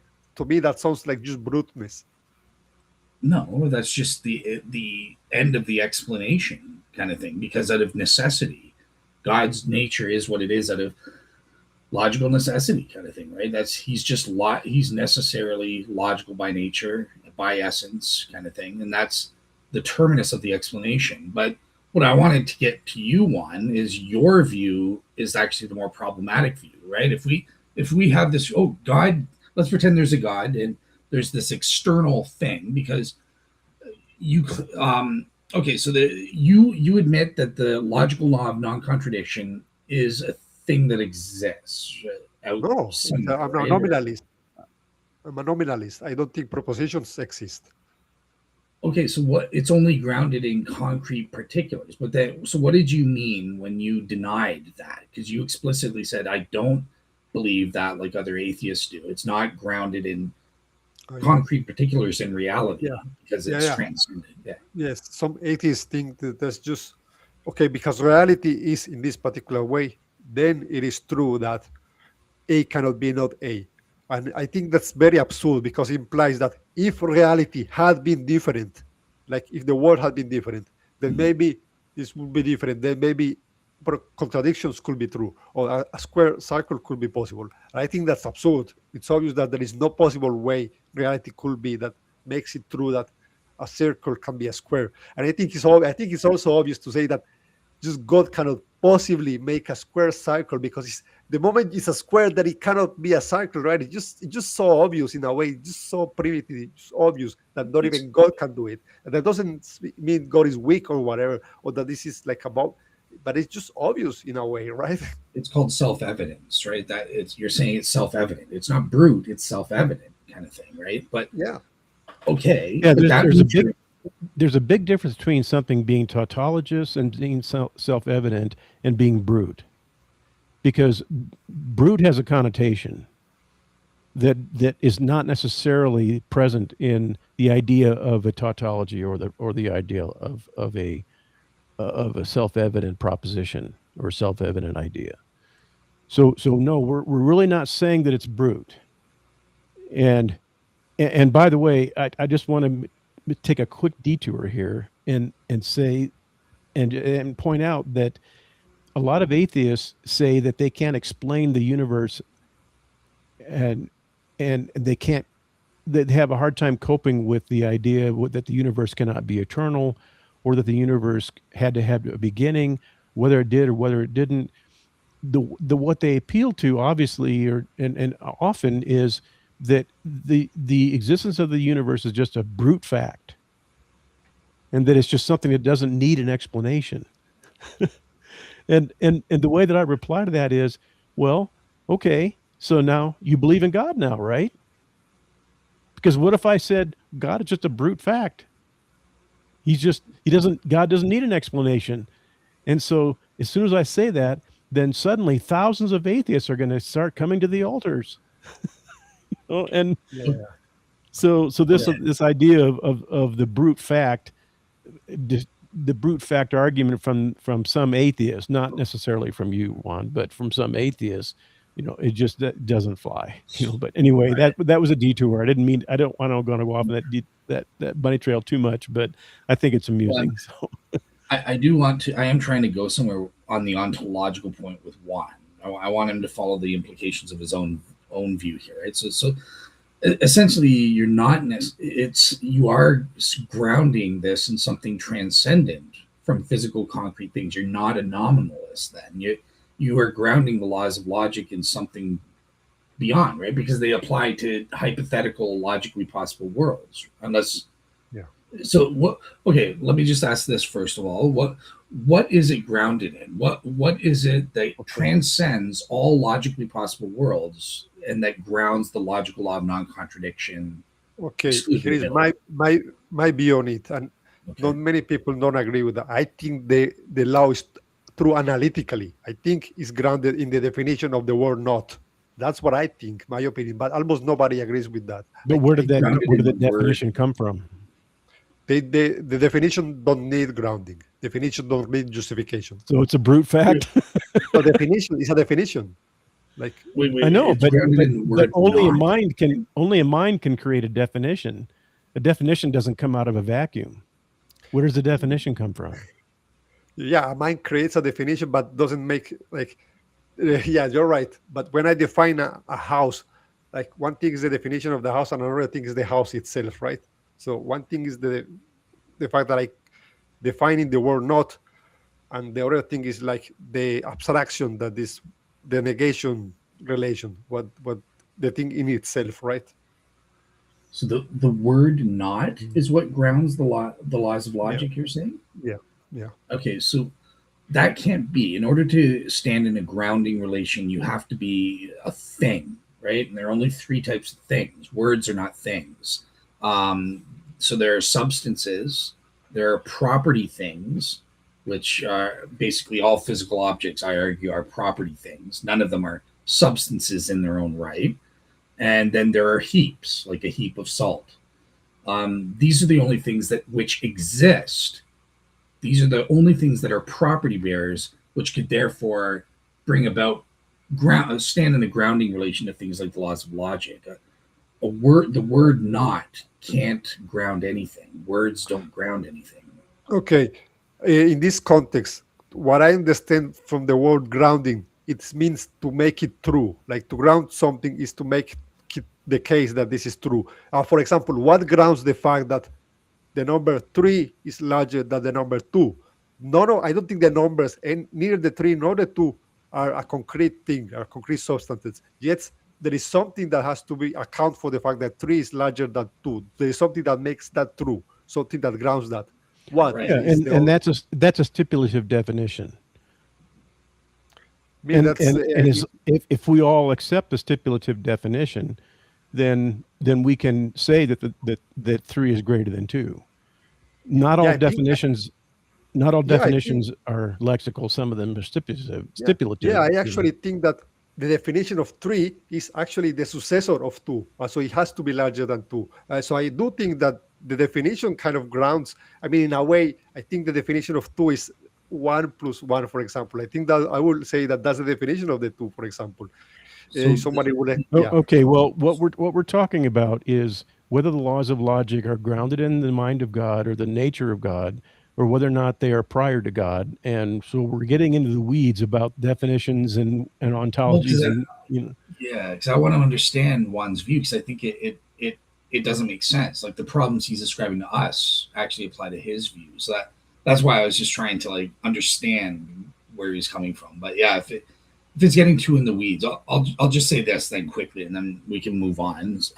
Okay, so if what you're saying is great, but what is truth? The correspondence model of truth, which I think all of us would agree to, the vast majority of philosophers go for that. But basically, you have a truth bearer, right? That's the thing, like a proposition, which makes a statement, something that can be either true or false, and that corresponds to a truth maker. You've said yourself, so I think I'm a truth maker maximalist, right? So there again, you need a thing that exists in reality to make the proposition true. So once again, in order to ground, even with your definition of grounding of making it true, requires a thing to exist in reality to make that proposition true. So you still have that problem, but okay. But yeah, so my issue here, to skip ahead and get out of the weeds for Phil here. Great. So let's okay, so you have somehow the logical law of non-contradiction exists independently of God. I don't understand how. That it doesn't sound plausible, but you're saying, okay, well, God can't make a square circle. Why? Because the logical law of non-contradiction will spank him if he does. So okay, I'm obeying the law and I'm not doing that. But then when I say, well, okay, well, how does the does the logical law of non-contradiction, why does it operate the way it does? Why can't it just make square circles come true and let people make square circles and stuff? What is restricting it? And I think you're gonna come down to the same answer we're doing. You're just saying, well, it just is what it is. It's self-evident that this is what it is. This is true. It can't be opposite. And that's what we're saying with respect to God. And with God, at least we've got a thing that exists to ground this. You've got the logical law of non-contradiction just existing, which doesn't make sense if it's not grounded in a thing. But that was my point. I don't think it exists, right? Propositions do not exist because I'm a nominalist. I think it is true, but it doesn't exist, right? But let me ask you this. Okay, what grounds the fact that 3 is larger than 2? Because none of these are concrete things, neither the 3 nor the 2. So what is are you going to say that numbers are concepts in God's mind? Is that how you're going to ground it? Is that your response? We don't have to address the question of what grounds whether 3 is greater than 2. What we're trying to do is we're trying to establish that the laws of logic are not prior to God, and that they don't have to be prior to God for them to be grounded in God. And so what I'm addressing is the specific point that if God cannot violate the laws of logic, they are prior to him. And we don't need to talk about definitions and grounding for mathematical values and things like that. We don't need to pursue that in order to answer the question, are the laws of logic prior to God, and must they be prior to God in order for him to not be able to violate them? So I'm just saying that it doesn't follow that if God cannot violate the laws of logic, that they must be prior to him. It just simply doesn't follow. There's no argument and there's no logical reason why we should accept that proposition. So my point is that, like, it doesn't make sense to speak of the laws of logic independently of God in any way. There's no truth maker. With us, the truth maker is God's nature. That's what makes what we call the logical law of non-contradiction true, kind of thing, right? Because it corresponds to God's nature, and God is a thing that exists. Where what Juan's saying, he's got no thing that makes the logical law of non-contradiction true. There's nothing that corresponds. There's no reality to correspond, kind of thing, because he says it's independent of God and it's independent of all reality. So what the heck makes it true? Why can't God make a square circle? Well, the more fundamental question is, why is it logically impossible or logically incoherent to make a square circle on its face? Isn't it obvious that the moment you take a square, you try to make it to a circle, well, it stops being a square. When you think about it, it's like really obvious that it just cannot be the case. It's not possible, and that, I mean, it's not logically possible. I'm being redundant, right. But I agree that it's not logically possible. I mean, we're in agreement there. What we're talking about is, why is it logically impossible? And so that takes us to the question of the grounds of the laws of logic. Why do the laws of logic, why are they binding on reality? And when Kelly said that if God cannot violate the laws of logic, then they must be prior to him, or if you said that, I don't remember which was the case, but the fact that God cannot violate the laws of logic does not mean that they are prior to him ontologically. That's the only point that I'm interested in here. And part of that is to say that there needs to be an argument that establishes the conclusion that if God cannot violate the laws of logic, they must be prior to him.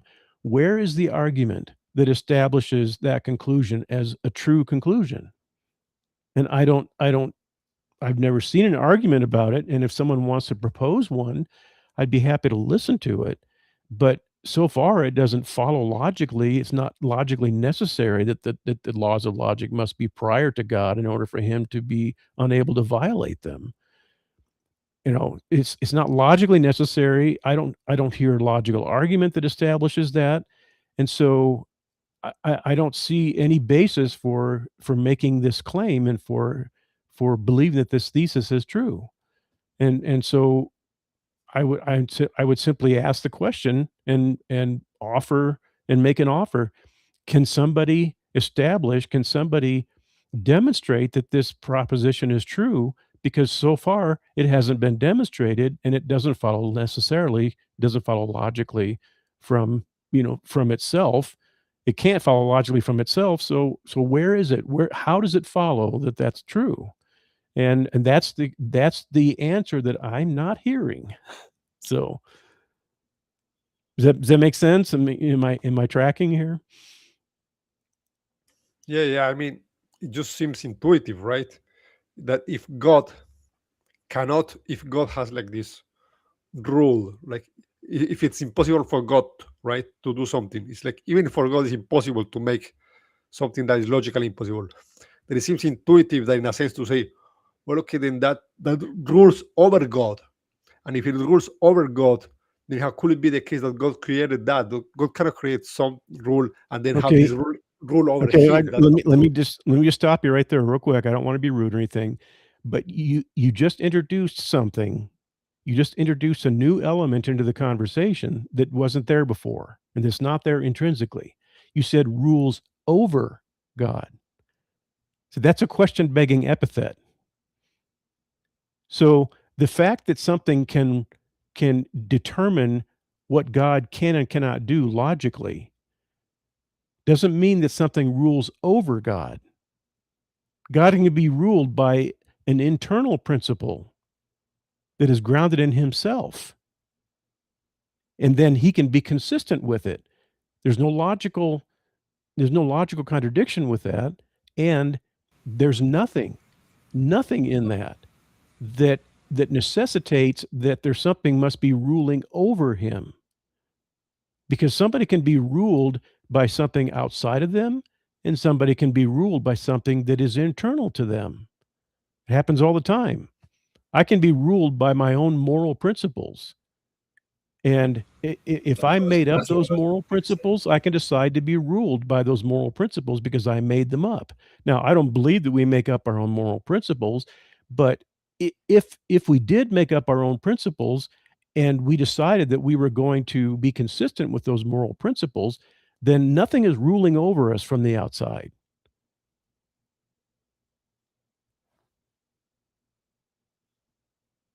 So how does that land with you, Juan? Yeah, I get you could be ruled by something internal, right? I mean, the notion is a bit strange. I don't think you are like completely ruled by your moral principles in such a strong way that you're literally incapable of going against them, like if you wanted to. Yeah. I mean, like you would want not, but you're not. You still have like the ability. There's one thing is like the ability. That's an imperfect analogy, So don't put too much stock in it. We're talking about the mind and nature of God here, and so he's not a contingent being. So there may be problems with that analogy because I'm contingent, and I don't have a problem with that. I'm not gonna die on that hill, but I think you're tracking with me, that the fact that something rules God's how God does things doesn't mean that what is ruling how he does things has to be external to him. You can be ruled by something that is intrinsic to you, internal to you. And you actually alluded to that just a minute ago. So So so here's the question: did we make progress with this question as well? Yeah, maybe. Sure, Yeah. sure. Okay. Well, Well, can I just ask then, because that's exactly the answer I gave, even on our ontological argument. But like, you didn't understand it then, so like, I'm just kind of curious. Did you hear me saying something different than that? Like, I was always saying, yeah, God he's logically and morally fully determined by his own nature and stuff like that. Did you hear me saying something different? I'm just curious why it didn't click when I said it. are you You mean asking like, that? I'm Asking asking me or Juan. Juan? One. Okay. yeah. I'm just curious, kind of thing, because we've had a couple conversations where I've said precisely that, but was it just the way he said it, like he's ruled from within? Is that like what was it Yeah, that caught the click? Okay, the yeah, rule yeah, yeah. as Maybe opposed to you say determine. Okay, yes. Yeah. okay, Yeah, Juan, I think you should rethink that, and think about it and ponder it. And if you have any thoughts about it, then circle around and send me an email. We can talk about it again if you want to. But Sure. I think that's an option that you can consider. And I don't think that it's necessarily that strong an objection to theism, that if God uh, cannot violate the laws of logic, that they must be prior to him. I don't think that's necessarily true. But I also wanted to cover the rock so big that God can't lift it problem, and this is something that I have dealt with before, and I'm going to be real honest here. I'm going to be brutally honest. I'm surprised that anybody even thinks that this is a coherent objection. I'm surprised that anybody would even bring this up. And the reason is that, think about it. What does it mean to lift a rock? It, when you talk about lifting something heavy, you're talking about overcoming gravity, right? Okay. So you have a rock that's really big. And what does it mean to lift that rock? It means that you have to overcome the gravity of another body in order to lift it. Because if there's no other body involved that has some kind of gravitational pull on that rock, then the whole concept of lifting that rock becomes meaningless, right? So, Yeah. so, so can God create a rock that is the size of the Rock of Gibraltar, and can he lift that rock off of a gravitational body like the Earth? Can he overcome the law of gravity and lift that rock off of the Earth? And the obvious answer would be yes. Of course, he can. He can do that. All right. So now we need to expand the size of the rock. We need to make a bigger rock.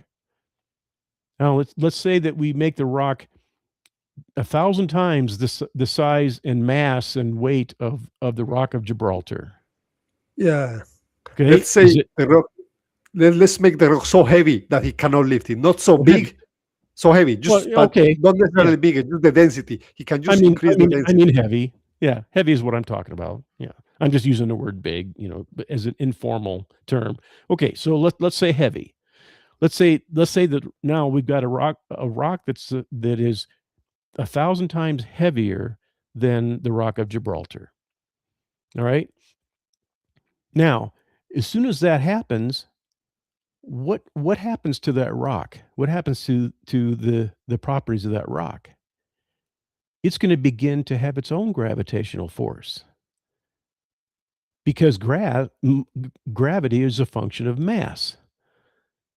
So now this rock that's 1,000 times heavier and has 1,000 times more mass, if you'll permit that, that has its own gravitational force. And what does it mean to lift that rock from the earth? Now the equation changes, doesn't it? Is God able to overcome the gravitational force of the earth in order to lift that new rock away from the earth and overcome its gravitational force. Can God do that? Yeah. So now we have to make the rock heavier and heavier and heavier. And so are we ever going to get to the point where a rock is going to have so much mass and so much heaviness that it is impossible for God to actually lift that rock? Well, what does the word lift actually mean? At a certain point, as you expand the heaviness of that rock indefinitely, you're going to get to the point where lifting it doesn't even mean anything anymore, because eventually the rock is going to have greater mass than the earth, and now we're talking about whether or not the earth can be lifted off of that rock. And so this entire idea of, can God create a rock heavy enough that even he can't lift it, is absolutely absurd. It is absurd. And so I would encourage anybody that ever thinks that is some kind of meaningful objection to theism and to God's omnipotence. I would seriously encourage them to abandon this argument and this idea, and this analogy, because it is just absolutely logically absurd.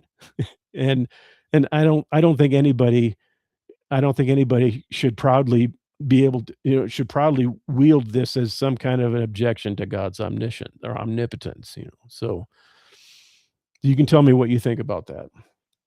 Yeah. One could just reformulate the analogy. We could say, can he make two rocks so heavy that they become impossible to lift from each other, to separate? Sorry, the word lift is wrong. To separate from each other, because they are exerting such a strong gravitational pull towards each other that you cannot separate them. That will be a way to reward the thing, as to not include lift. But I think an even better analogy, for example, would be, okay, can God make an object in such a way that it is an indestructible object, and he's going to make it in such a way that I'm going to cast a spell of indestructibility so strong that not even I will be able to destroy it afterwards, even if I wanted to. Like, I'm going to make this object so powerful, so impressive, so indestructible, that even if I wanted to destroy it later, I will not be able to do that. Can he God do that? Okay, so Juan, tell me what you're doing here. I'm trying to reformulate the paradox. I don't think this okay, argument works. But when you come up with this concept of something that is indestructible, right, what are you doing? What are you doing to the nature and attributes of that object? I'm stipulating them. Okay, and are you stipulating something that is logically coherent? Because probably not. Okay, so the idea that God can make an indestructible object is logically incoherent. Yeah, I agree. No, I agree. This paradox doesn't work. I don't think this is a problem. Yeah. And so as soon as you say, can God make an object indestructible, you're just saying the same thing that we've said about a whole lot of other things. Can God do something that is logically impossible? And it's logically impossible for an omnipotent being to create an indestructible object. And so it's not in a different class from any other of these objections about God's omnipotence and about whether or not God is able to do something that is logically incoherent or logically impossible. We can come up with tons of examples of that. And the indestructible object is just another example of the rock so heavy that God can't lift it. These are all logically incoherent propositions and logically incoherent offerings. None of them actually bruise the omnipotence of God. None of them do. And they don't bruise the coherence of God as in his ontology. His ontology remains intact because all of these objections are logically meaningless. You have to come up with a logically meaningful objection to God's omnipotence in order to bruise that omnipotence and somehow show that it's incoherent and that it's logically impossible for such a being to exist. That's where my trajectory takes all this stuff. Yeah. No, that's no, that's fine. I don't Makes think that. sense? Yeah, I don't think the objection were. I mean, you have to define omnipotence like correctly, right? You have to say omnipotence means that you can do everything that is logically possible, right? Mm-hmm. Yeah. Yeah. Was this something Juan mentioned, or Godless Granny brought No, up? I on didn't the mention program? that. Somebody else did. I Oh, don't was know. No, Godless Just curious. Granny did. She did. Kelly did. Okay. Well, let me just touch on a couple of other things because we're getting to the 2.5 hour mark here, and this always goes so fast, especially when I'm talking to Juan, because, like, Juan, Did you you- are, you're just you're an ideal conversation partner, and And Phil, just reminders. Well, if you want to, there are audience questions or whatever. yep, but it's up. To I you. realize that, and I've been watching for those, and I'm being a little selective just for the purpose of time, but let me get through just a couple more of these, and then we can just kind of I'll look through the audience questions and see if there's some that would be productive for us to address. I think there was some discussion about the noetic conditions of naturalism with your conversation with Kelly. And at some point, I think it was Kelly that said, I feel pain. And so I can know that I'm in pain because I feel pain. And that somehow this is supposed to work against this argument that under naturalism, knowledge and rationality is impossible. Because that was one of the things that I brought up with her when I've been on her show a couple times. I don't remember how many times, maybe only once. But we talked about this, and my impression, and again, if I've made a mistake here, then I owe her an apology and anybody an apology. So but I think that this is an accurate representation of something that I think that she said. She said that we can have knowledge under naturalism because I can know that I feel pain. So, period. That settles the matter. I have knowledge that I'm in pain because I feel pain. And what she doesn't understand is that if naturalism is true, natural law, the laws of physics and chemistry, they determine everything that you believe. All of our beliefs are the product of natural law. And so if that's true, then your belief that you feel pain has been determined by the laws of physics and chemistry. It doesn't necessarily mean that you have some kind of a neurological problem with your body. You could be completely healthy and you might have no neurological receptors firing at all in your body. But the laws of physics and chemistry are causing and determining your brain to believe that you have a sensation of pain.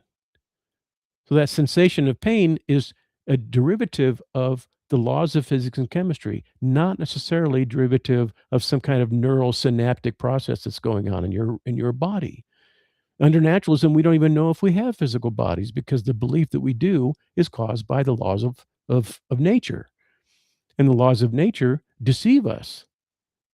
And so therefore, the idea that I feel pain is not a defeater to the impossibility of logic under naturalism. So tell me how that lands with you, Juan.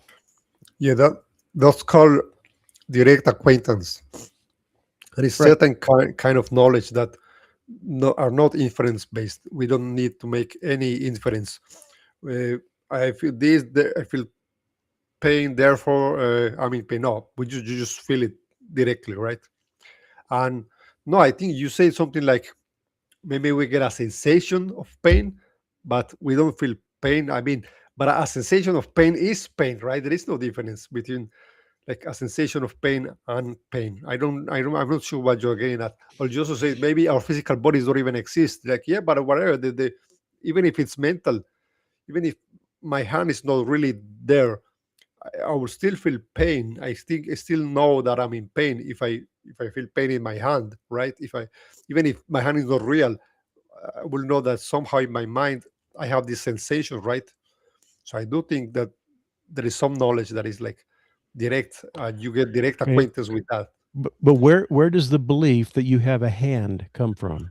Where does the belief that you can have direct acquaintance come from? It comes from feeling, from experiencing being directly acquainted Okay, with something. no, Like that's with circular. pain. You're assuming that your hand exists. You're assuming that you know that you have a hand. You're assuming that you know you have a body. You're assuming No. that you know you are capable of feeling pain. You're assuming that the idea of direct acquaintance is true. Where do all those assumptions come from? What is the basis for all those assumptions under naturalism? Right. Because under naturalism, the laws of physics and chemistry are causing you to believe, are creating a brain state in your brain, if naturalism is true, that you have a hand, that the idea of direct acquaintance is true, that you're in pain. All these things are being determined by natural law. Yeah. But that last one, the last one that I'm in pain, that cannot possibly be false. It's impossible. I cannot be. This is what I'm I, getting at. The important I'm point is not. I'm not talking about whether or not it's possible for it to be false. I'm talking about yeah, whether it's possible for you to know it. Those are two different things. yeah, that's right. I cannot be wrong or deceived about the fact whether I'm feeling pain or not. That's impossible. I cannot be wrong about that. That's the Sure, you point. can. Sure, you can. No, that's how is this not possible? It's There are impossible. people. There are people who have hallucinated that they are in pain. There are certain mental conditions where people believe they are in pain, but there is no neural process going on whatsoever that defines what pain is. They Really? believe they are in pain. Okay, really? I didn't know that. No, I don't. I Well, never heard of that. Maybe some people are crazy. I don't know that. No, I well, don't know about that, but I don't think that's. Maybe they felt pain, like phantom pain, but it wasn't real, right? Maybe they felt pain. No? no, there are people in mental institutions who will say, "I'm in agony." Okay. And they say, my hand hurts, my foot hurts, Okay. my leg hurts, my head hurts. I'm gonna Really? die here. I'm in so much pain. Give me some pain medication. Okay. And they're not in Okay. pain. There is simply no neurological condition whatsoever detectable in their physiology that they are actually experiencing pain. It's all in their head. It's all in their mind.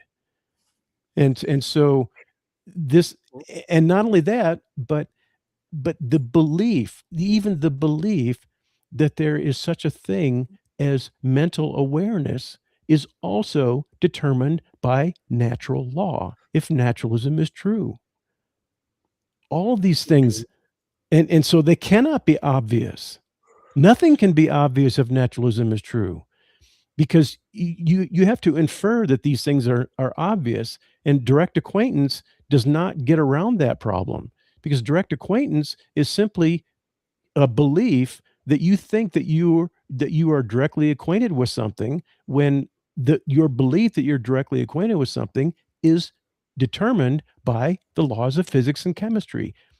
Something is making your brain believe in that there's such a thing as direct acquaintance. Right. So Yo, none of these okay. things are reliable because natural law deceives people every day. Yeah. 24 hours a day, 7 days a week, 365 days a year. Natural law, if naturalism is true, natural law is causing people to hold false beliefs. And so Okay. it's impossible to know which of those beliefs that it's determining you to have are true or false, because we know that it produces and determines false beliefs. Okay. Yeah, that's okay. About the about those sick people. I'm gonna make a hypothesis here. Maybe there is a problem in their brains when where they are failing to properly express their beliefs, but they it's not that they have false beliefs about being in pain. It's that they are speaking incoherent, using language wrong, saying crap, but they don't really have that belief, like for real. I don't know. You know, Well, I mean, I don't know. No, but it means, yeah, somebody could be saying I'm in pain and they could be lying. yeah, no, They, yeah, they might not have a real belief that they're in pain. They just might believe that they have the belief. yeah, There's also, but no matter what option you take, you still cannot escape the fundamental principle that if naturalism is true, then all of our beliefs are caused by natural law, and natural law causes human beings to hold false beliefs on a regular basis. You can set your watch by it. Now, does natural law cause people to hold true beliefs as well? Yes. But that's just saying that natural law causes all beliefs. And so if natural law causes all beliefs, including the belief that you're in pain, and natural law causes all your false beliefs, because we all have false beliefs. And so if that's true, natural law is deceptive. And if it's deceptive, it's untrustworthy. It's unreliable. We can't rely on natural law to give us true, justified beliefs. And that's what knowledge is. And so when you guys talked about, I think it was Kelly that said, well, I feel pain, and so therefore naturalism doesn't destroy my knowledge. That's simply not true. It's simply because the belief that you're in pain is caused by natural law. Natural law causes all of your beliefs. And if natural law causes all of your beliefs, then natural law causes all of your false beliefs. And if natural law causes all of your false beliefs, then it is deception. It's deceptive. And if it's deceptive, it's untrustworthy.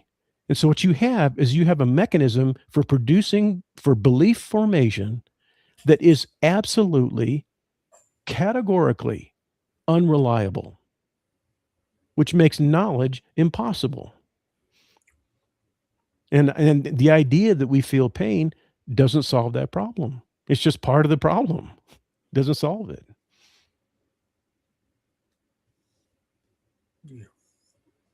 yeah. I see. Tell me what you think. Yeah, no, I don't. It just doesn't seem possible to me that you wrongly believe that you are in pain, right? Like, how could you possibly be wrong about that, right? You either feel pain or not. But if you're sick in the head, right? Maybe everything is different. I don't know. Well, I think that it's reliable. I think that when we feel pain, I think that we have a reliable way of verifying whether we're in pain. Because Right. if I think I'm feeling pain, I can go to the doctor and I can have the doctor examine me and I can have him identify some kind of a neurological process that is actually producing my sensation of pain. That it has a physiological source and a physiological explanation.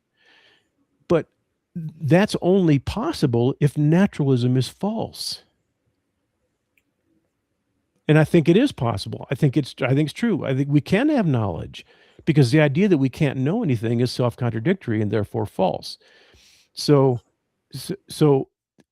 I agree with you, Juan, when you say I have a sensation of pain and I know that I have a sensation of pain, even if my sensation of pain doesn't have a physiological cause. I still have a belief that I have a sensation of pain, and I have direct awareness that I do have this sensation. And if I want to know whether or not it's being caused by something physiological or whether it's just mental, then I'll go to the doctor and I'll verify it. And all of these things are possible only because naturalism is false. And if naturalism is false, then atheism is false. Because if God does not exist, naturalism is true. If naturalism is false, it follows that God exists. So this entire discussion about knowledge is a defeater for atheism and is support for the existence of God. And it all falls into place as soon as you reject naturalism. Suddenly, knowledge is not impossible anymore. And that is one of the main ideas that I try to convey to skeptics and non-believers and atheists and agnostics and whatever they want to call themselves, because their commitment to naturalism is destroying their entire worldview. It obliterates their entire worldview. Can I just ask you, folks? I know Juan, the whole thing, the topic that he did with Godless Granny was on tag and the transcendental argument for God. I'm just kind of curious, is there a difference between presuppositional apologetics and the argument you're making as an evidentialist here? Or like, what are the similarities and or differences as you see it? And then I'll ask Juan the same thing. Yeah, like, are you engaging in presuppositional apologetics here? Or? No, I'm a classical apologist, and the term evidentialism can be a little problematic in my view, because even the presuppositionalist considers certain things as evidence for God's existence. There's no such thing as pure presuppositional apologetics. But I think that if you do have pure presuppositionalism, it would be circular, and that's one of the reasons why I kind of stay away from presuppositional apologetics. Classical apologetics is where you examine the propositions about ultimate reality from a purely logical a priori angle, and you assess whether or not the idea that God exists can be logically coherent or is logically self-defeating or leads to false propositions and is therefore indirectly self-defeating. So that's kind of where my apologetic is. My apologetic is that we argue from reason that we cannot escape to the existence of God or the non-existence of God, and we examine those two propositions: God exists, God does not exist. We examine them in the light of reason, in the light of logical coherence. And we can reason that if God does not exist, then naturalism is true. And naturalism is the idea that the physical universe, the natural world, and the laws that govern it are all that exist. There is no such thing as a supernatural. There's no supernatural event. There's no supernatural cause. There's no supernatural being. And if that's the case, then natural law governs everything. Natural law determines everything. And if natural law determines everything, it determines all of our beliefs. If it determines our beliefs, it determines our false beliefs. If it determines our false beliefs, it's deceptive. If it's deceptive, it's unreliable. If it's unreliable, human knowledge is impossible. But the idea that human knowledge is impossible is self-defeating itself. And so therefore, we have to reject the idea that human knowledge is impossible, and therefore we have to reject the idea that naturalism is true, because if naturalism is true, human knowledge is impossible. So if we're going to reject naturalism, then we have to reject theism, because naturalism is a consequent of the non-existence of God. So if God does not exist, naturalism is true. Naturalism is false, therefore God exists. That's classical apologetics. All right, and Juan, I'm just curious, how are you reading this? So I know a lot of skeptics kind of compare Alvin Plantinga's type reasoning with, tag or presuppositionalism. So where do you see any similarities and or differences in the argument Phil was giving, kind of thing, versus presuppositional stuff? Yeah, funny you mentioned Plantinga. I was just gonna say that. I was going to say Plantinga has a very similar arguments, basically the same. Really, he says that if our faculties and belief making organs are made by a process of evolution and random natural selection, then they are fallible, and therefore that's a self-defeater that defeats also the proposition naturalism is true, right? Yeah, that's It's his evolutionary argument against naturalism. Yes. And when I bring up my argument, people say, "Oh, well, you're just echoing Plantinga because you're just giving me the evolutionary argument against naturalism." Well, it's not quite the same thing. It's in the same family, but I don't bring evolution into the discussion. So for Plantinga, evolution is a component of his argument, the evolutionary argument against naturalism. That's why it's called the evolutionary argument against naturalism. But I think Plantinga is still right, and sometimes people appeal to Plantinga when I say that the definition of knowledge should be justified true belief, and that justified means rational justification. And they bring up Plantinga and say, well, Phil, what about warranted true belief? Isn't that an alternate to rational justification? And that is a topic in and of itself. That's a debate in and of itself. But they can't bring that up in order to defeat my argument against naturalism, because Plantinga makes the same argument against naturalism. It's just in a different form.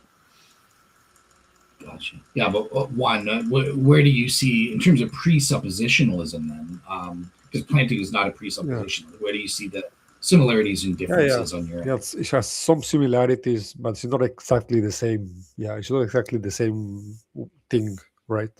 But it's a little similar, yeah. That's all. Yeah. Well, Okay. let me go on to just one more. We're gonna be up to 3 hours here pretty soon if we're not careful. I just want to talk about one more issue, and then if we have time, I'll scroll through the questions to see if we can see some questions that might be productive. I think that this is an idea that you brought up with Kelly, and Kelly was extremely enchanted by it. And it basically goes like this: how could God create time if time is required for creation? And do you remember this conversation, Juan? And so I wanted to talk about this idea that in order for creation to occur, time is a precondition for creation.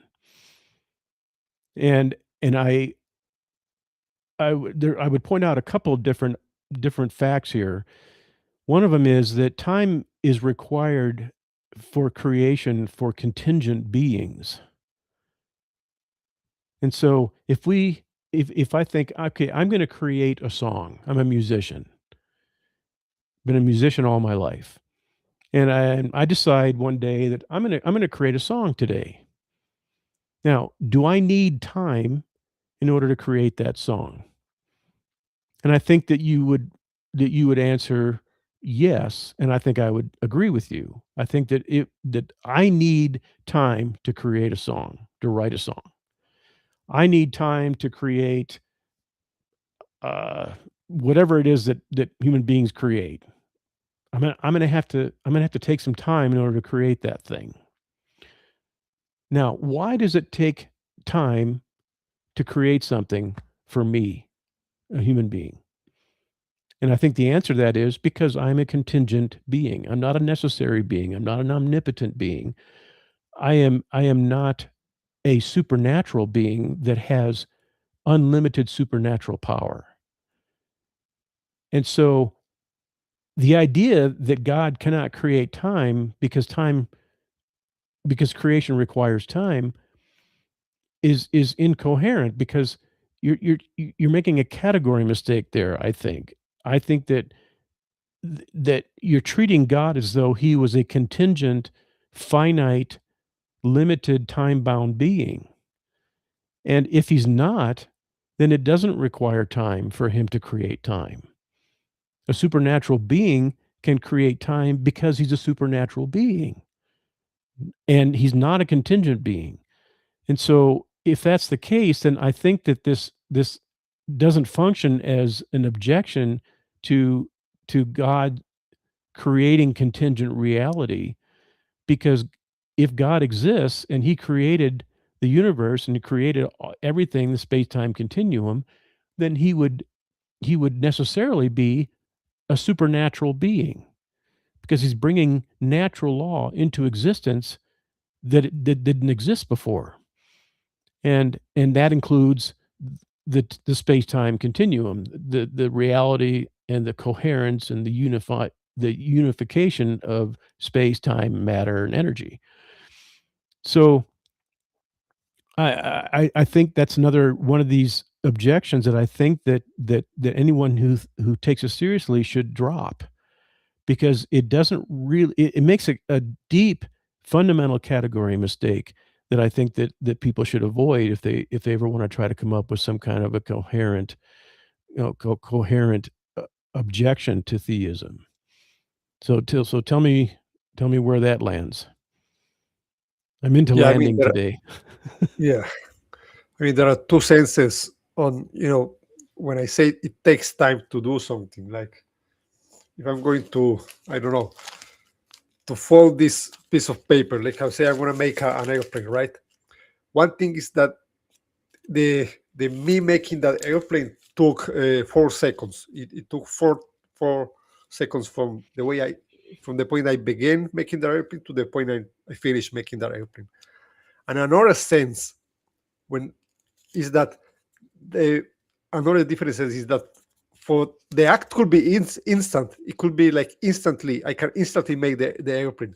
But what I mean by takes time is that time needs to be flowing in order for there to be a before the airplane and after the airplane, right? So at time t, at time 1, for example, the airplane was made, means before time 1, the airplane didn't exist, right? In that sense is when time needs to be flowing, is what I mean. Not that the process itself takes time, right? It's not that God needs to put the mountains together and the water and that takes time. It's that time needs to exist, so it makes sense to even make sense of an action, right? So there is a before the action and there is a after the action is done, right? So there are different senses to time. Okay, so time there must be a flow of time in order to create the flow of time. In order to create the world, by the way, I was saying that for God to create the world, there needs to be a flow of time. There needs to be an actor before the world or an after the world. My question was like, how do you explain that creation is that the world is not like eternal or co-eternal with the Father if he had always existed and has eternally had the desire to create, the capacity to create, and he has always existed eternally? Then how come the universe is also not like eternal in some way, right? Okay, well there's an extremely meaningful and effective answer to that question. Whenever you have the necessary conditions for something to exist, will it exist? And the answer is no. If you have the sufficient conditions for something to exist, will it exist? The answer is no. You have to have both the necessary and the sufficient conditions for something to exist. So if we're talking about God's desire to create, that is a sufficient condition for the universe to exist. Yeah. But the universe is not eternal. Yeah. Therefore, time and the world had to have had a beginning. So both the necessary and sufficient conditions for the existence of the universe have not always existed. They have not always been there. Right. And what that does is that's part of the Kalam cosmological argument. What that does is that establishes that there was a third thing that that had to occur in order for creation to occur. And that is a decision. And what it does is it shows us that there not only is there an all-powerful, all-knowing God, but that God is personal, because only persons make decisions. Now, if you want to reject that idea, then you are forced to accept that time has always existed and that the universe has always existed, that the flow of time has always been there. And if the flow of time was necessary in order to create the world, and the world, by the way, involves time. The beginning of creation is the beginning of time. But if you say that the flow of time is necessary in order to have a flow of time, that's self-contradictory. But if time always existed, then time stretches back to an infinite past. And if time stretches back to an infinite past, then the present moment could never arrive. And so it is logically impossible for the space-time continuum, the universe is made up of space, time, matter, and energy, to have always existed. Therefore, it had to have had a beginning. Now, when we say the universe had a beginning, we're not saying that there was a time in which the universe didn't exist. We're saying that God is logically prior to the existence of time and the existence of the universe, not temporally prior, logically prior, metaphysically prior. And so the only alternative to the idea that the flow of time has to exist before creation can exist, the only alternative is that the universe is eternal. But the idea that the universe is eternal is absolutely logically impossible. So that proves that the flow of time is not required in order for creation to exist or for creation to occur. It proves it not, it doesn't prove it empirically. It improves it in an a priori logical way. So we don't have to examine any scientific principles. We don't have to have any empirical data that shows that time is not necessary for the creation of the world. We can prove it logically by examining the contradiction and seeing if that contradiction is logically coherent. If that contradiction is not logically coherent, then this idea that time is required for the creation of the world is necessarily false. Yeah, you're right about that. If an infinite past is, it's impossible, then you will have to say somehow that there was a beginning, a first event, or whatever. Yeah, we don't have to explain how God can create the world without the flow of time already existing or being prior to it. We don't have to explain that. And we may never be able to explain that. But we can know that God can create the world without the flow of time prior to that, because the alternative is logically impossible. Yeah. I'm not sure if I agree that an infinite past is impossible. There was recently a debate between William Lane Craig and Alex Malpass, which I think is the best at this topic. By the way, Alex Malpass was the one coaching me on our debate. He did a little bit.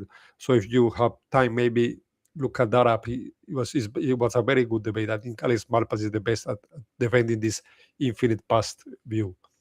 So, but yeah, it does seem to me like it's very counterintuitive and very problematic as well. So you just have to say that somehow it was possible that there was a first act without time flowing. Yeah, and what happens is that what people end up doing is they end up trying to just simply run away from the issue. No one has actually, I don't think anybody has actually given us a model for how it's possible for time to stretch back to an infinite past and yet still move forward. Because that is not an empirical model. That is a logical model. And the only way that you can escape that problem is to redefine something. Something has to be redefined. Or the other way to escape it is to simply say, we're going to explain it with no explanation. We're going to say it's a brute fact. that time stretches back to an infinite past. And if they want to propose that, then what I'm going to say in return is, okay, well then are you ready to become a theist? Because I'm just going to tell you that God is a brute fact, and that you have to believe in Him because it's a brute fact. It doesn't require an explanation. So, Dale, you've been pretty quiet here. Why don't you can chime in real quick, and then let's take some questions, and then let's wrap this up. We're at the 3-hour mark. Yeah, so I agree in terms of creation. I agree with Dr. William Lane Craig's view that God was timeless without creation and became temporal with creation. And there is this thing called simultaneous causation that occurs, right, in time, right? So one thing can cause another thing at the same time. It's not the case even in physics that a cause has to temporally precede its effect. There is simultaneous causation out there.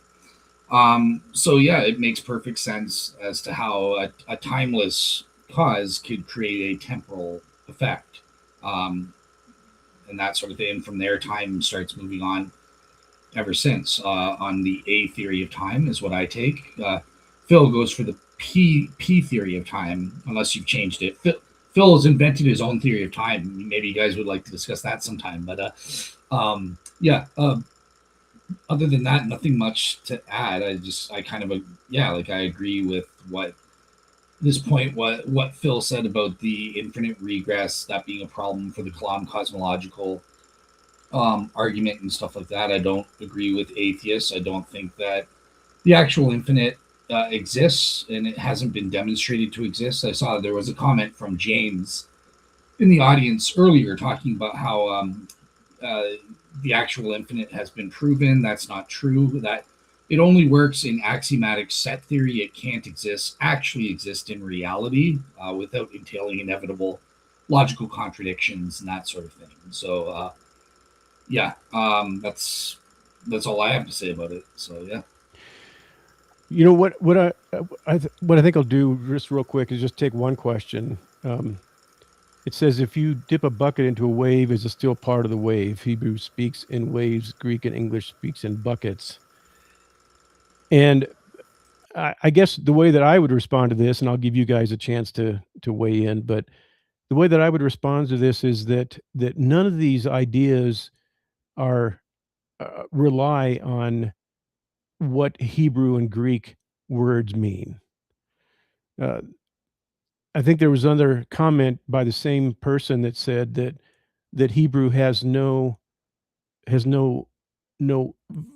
verbal, no verbal tool to describe the Trinity or some of these other Trinitarian ideas. And I guess my reply is that Hebrew doesn't need, we don't need a Hebrew word to describe the Trinity for us. We didn't get that. We didn't get the idea of the Trinity from the Hebrew language. We got it from what the New Testament teaches, and it teaches in mostly in the Greek language, as far as the New Testament is concerned, that Jesus is God, the Holy Spirit is God, the Father is God, and if all three are God, and we believe in Jewish monotheism, then the Trinity is the only way that we can navigate those waters. And so I don't know that this debate is really about Hebrew vocabulary. I just don't think it is, but you guys can push back on me if you want. So Yeah, okay, what are you going to? Well, I don't know about Hebrew vocabulary, but okay, if you dip a bucket into a wave, is it still part of the wave? I think if by bucket you mean the metal part of the bucket. If you dip it into a wave, I think the bucket is not part of the wave, right? I think just like an external thing inside the wave. But this gets very tricky. Like if the bucket has water, if you put that water into the wave, does the water become part of the wave? I think yes, obviously, because it's the same substance. But then it gets tricky when you get like into a gray area. If the water has a little bit of sand, and there is sand like floating, what is this part of the wave? Where maybe the wave had a little bit of sand already, So is that like technically part of the wave, or is the wave like one thing and then the sun that is carrying like another thing? I don't know. This gets tricky at Yeah, some point. I don't see how this is relevant to the Trinity because buckets and waves are not persons. They don't have a will. They don't communicate, and so I just don't see how that's relevant. I was really mostly interested in the idea of Hebrew vocabulary here. So, but there was another question that was notated as a question colon, and now I can't find it. Bear with me for just a second here.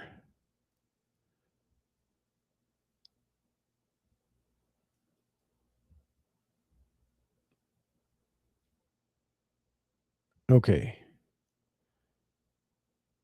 Yep, same person. Thank you for joining us, by the way. I don't know who this is, but thank you for joining us. I appreciate it. Says, even several non-Trinitarian logicians say it can be described without contradiction, but that doesn't mean it's logical. Is there a syllogism either of you think is possible?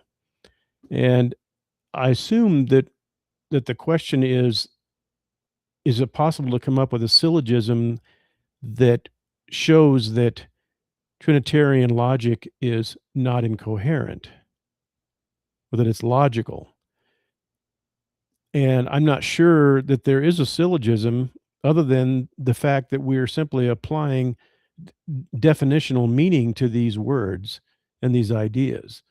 So if you can demonstrate that something is not logically incoherent, or that it's not illogical, then you have automatically demonstrated that it is logical. You simply removed the idea of being not logical from the equation, and then what you have, the remainder is going to be that it's logical. In other words, it's logically consistent and contains no contradictions. And that's what it means to be logical, as far as I'm concerned. That's what I learned when I studied logic at the University of Iowa, and the University of Colorado, and they all said this pretty much the same thing. Part of the definition of something being logical is that it doesn't contain any logical contradictions, and so therefore it's logically consistent. Now, whether or not it's true is another matter, but we're only asking whether something is logical. So it's got to be, in order to be logical. My debate was on the strict logical coherence, right? So for that, it has to cohere with the fundamental laws of logic, which include the logical law of non-contradiction, but aren't limited to that.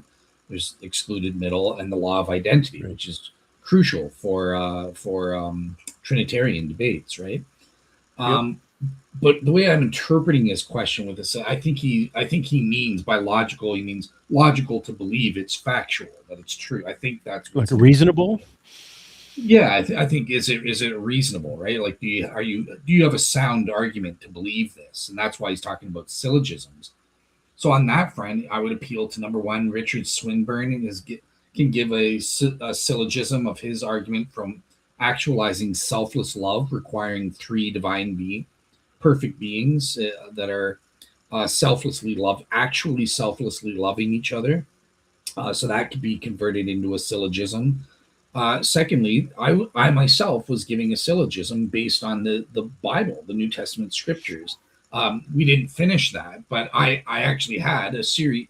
It has a sub-argument with four premises and then a sub-conclusion, and then a couple more premises, and then the final main conclusion, which argues that the Trinity monotheism model is true, or is the best explanation for the biblical data, is the conclusion I end off with. So there's at least two arguments with syllogisms, and I'm sure other people have provided others. If we wanted to argue a logical argument for the Trinity, people can do that. Yeah, but I think that this question really was limited to whether or not there's a syllogism that could possibly show that the Trinity is not illogical. but there may be more to it than that. They may have meant something broader, like what you're talking about, Dale. And if they did, then your answer is spot on. I think Okay, there are well, plenty. if that's Of the way, arguments. how about this for a syllogism, a simple modus ponens or something, right? If the Trinity is logical, then it will not, it will cohere with all of the, it will not violate any of the logical laws of logic. Mhm. The Trinity does not violate the laws of logic, therefore it's logical to believe. So, Yep. right there. Yep. It's very easy to make syllogisms and stuff, right? There's even this thing we teach our students. My first year university students, when I taught critical thinking, we would teach them about this thing called cheap validity, where you can just make a valid argument. It's very easy to do and stuff like that. But the trick comes in: are those premises sound, or are they deductively strong? You want a deductively strong argument, Right. when you do stuff. So yeah. Mhm. All right. Well, I think we better knock off here. We're at 3 hours and 10 minutes, and I've been talking to a lot of colleagues lately about podcasts, and I have been encouraged to keep my podcast episodes shorter.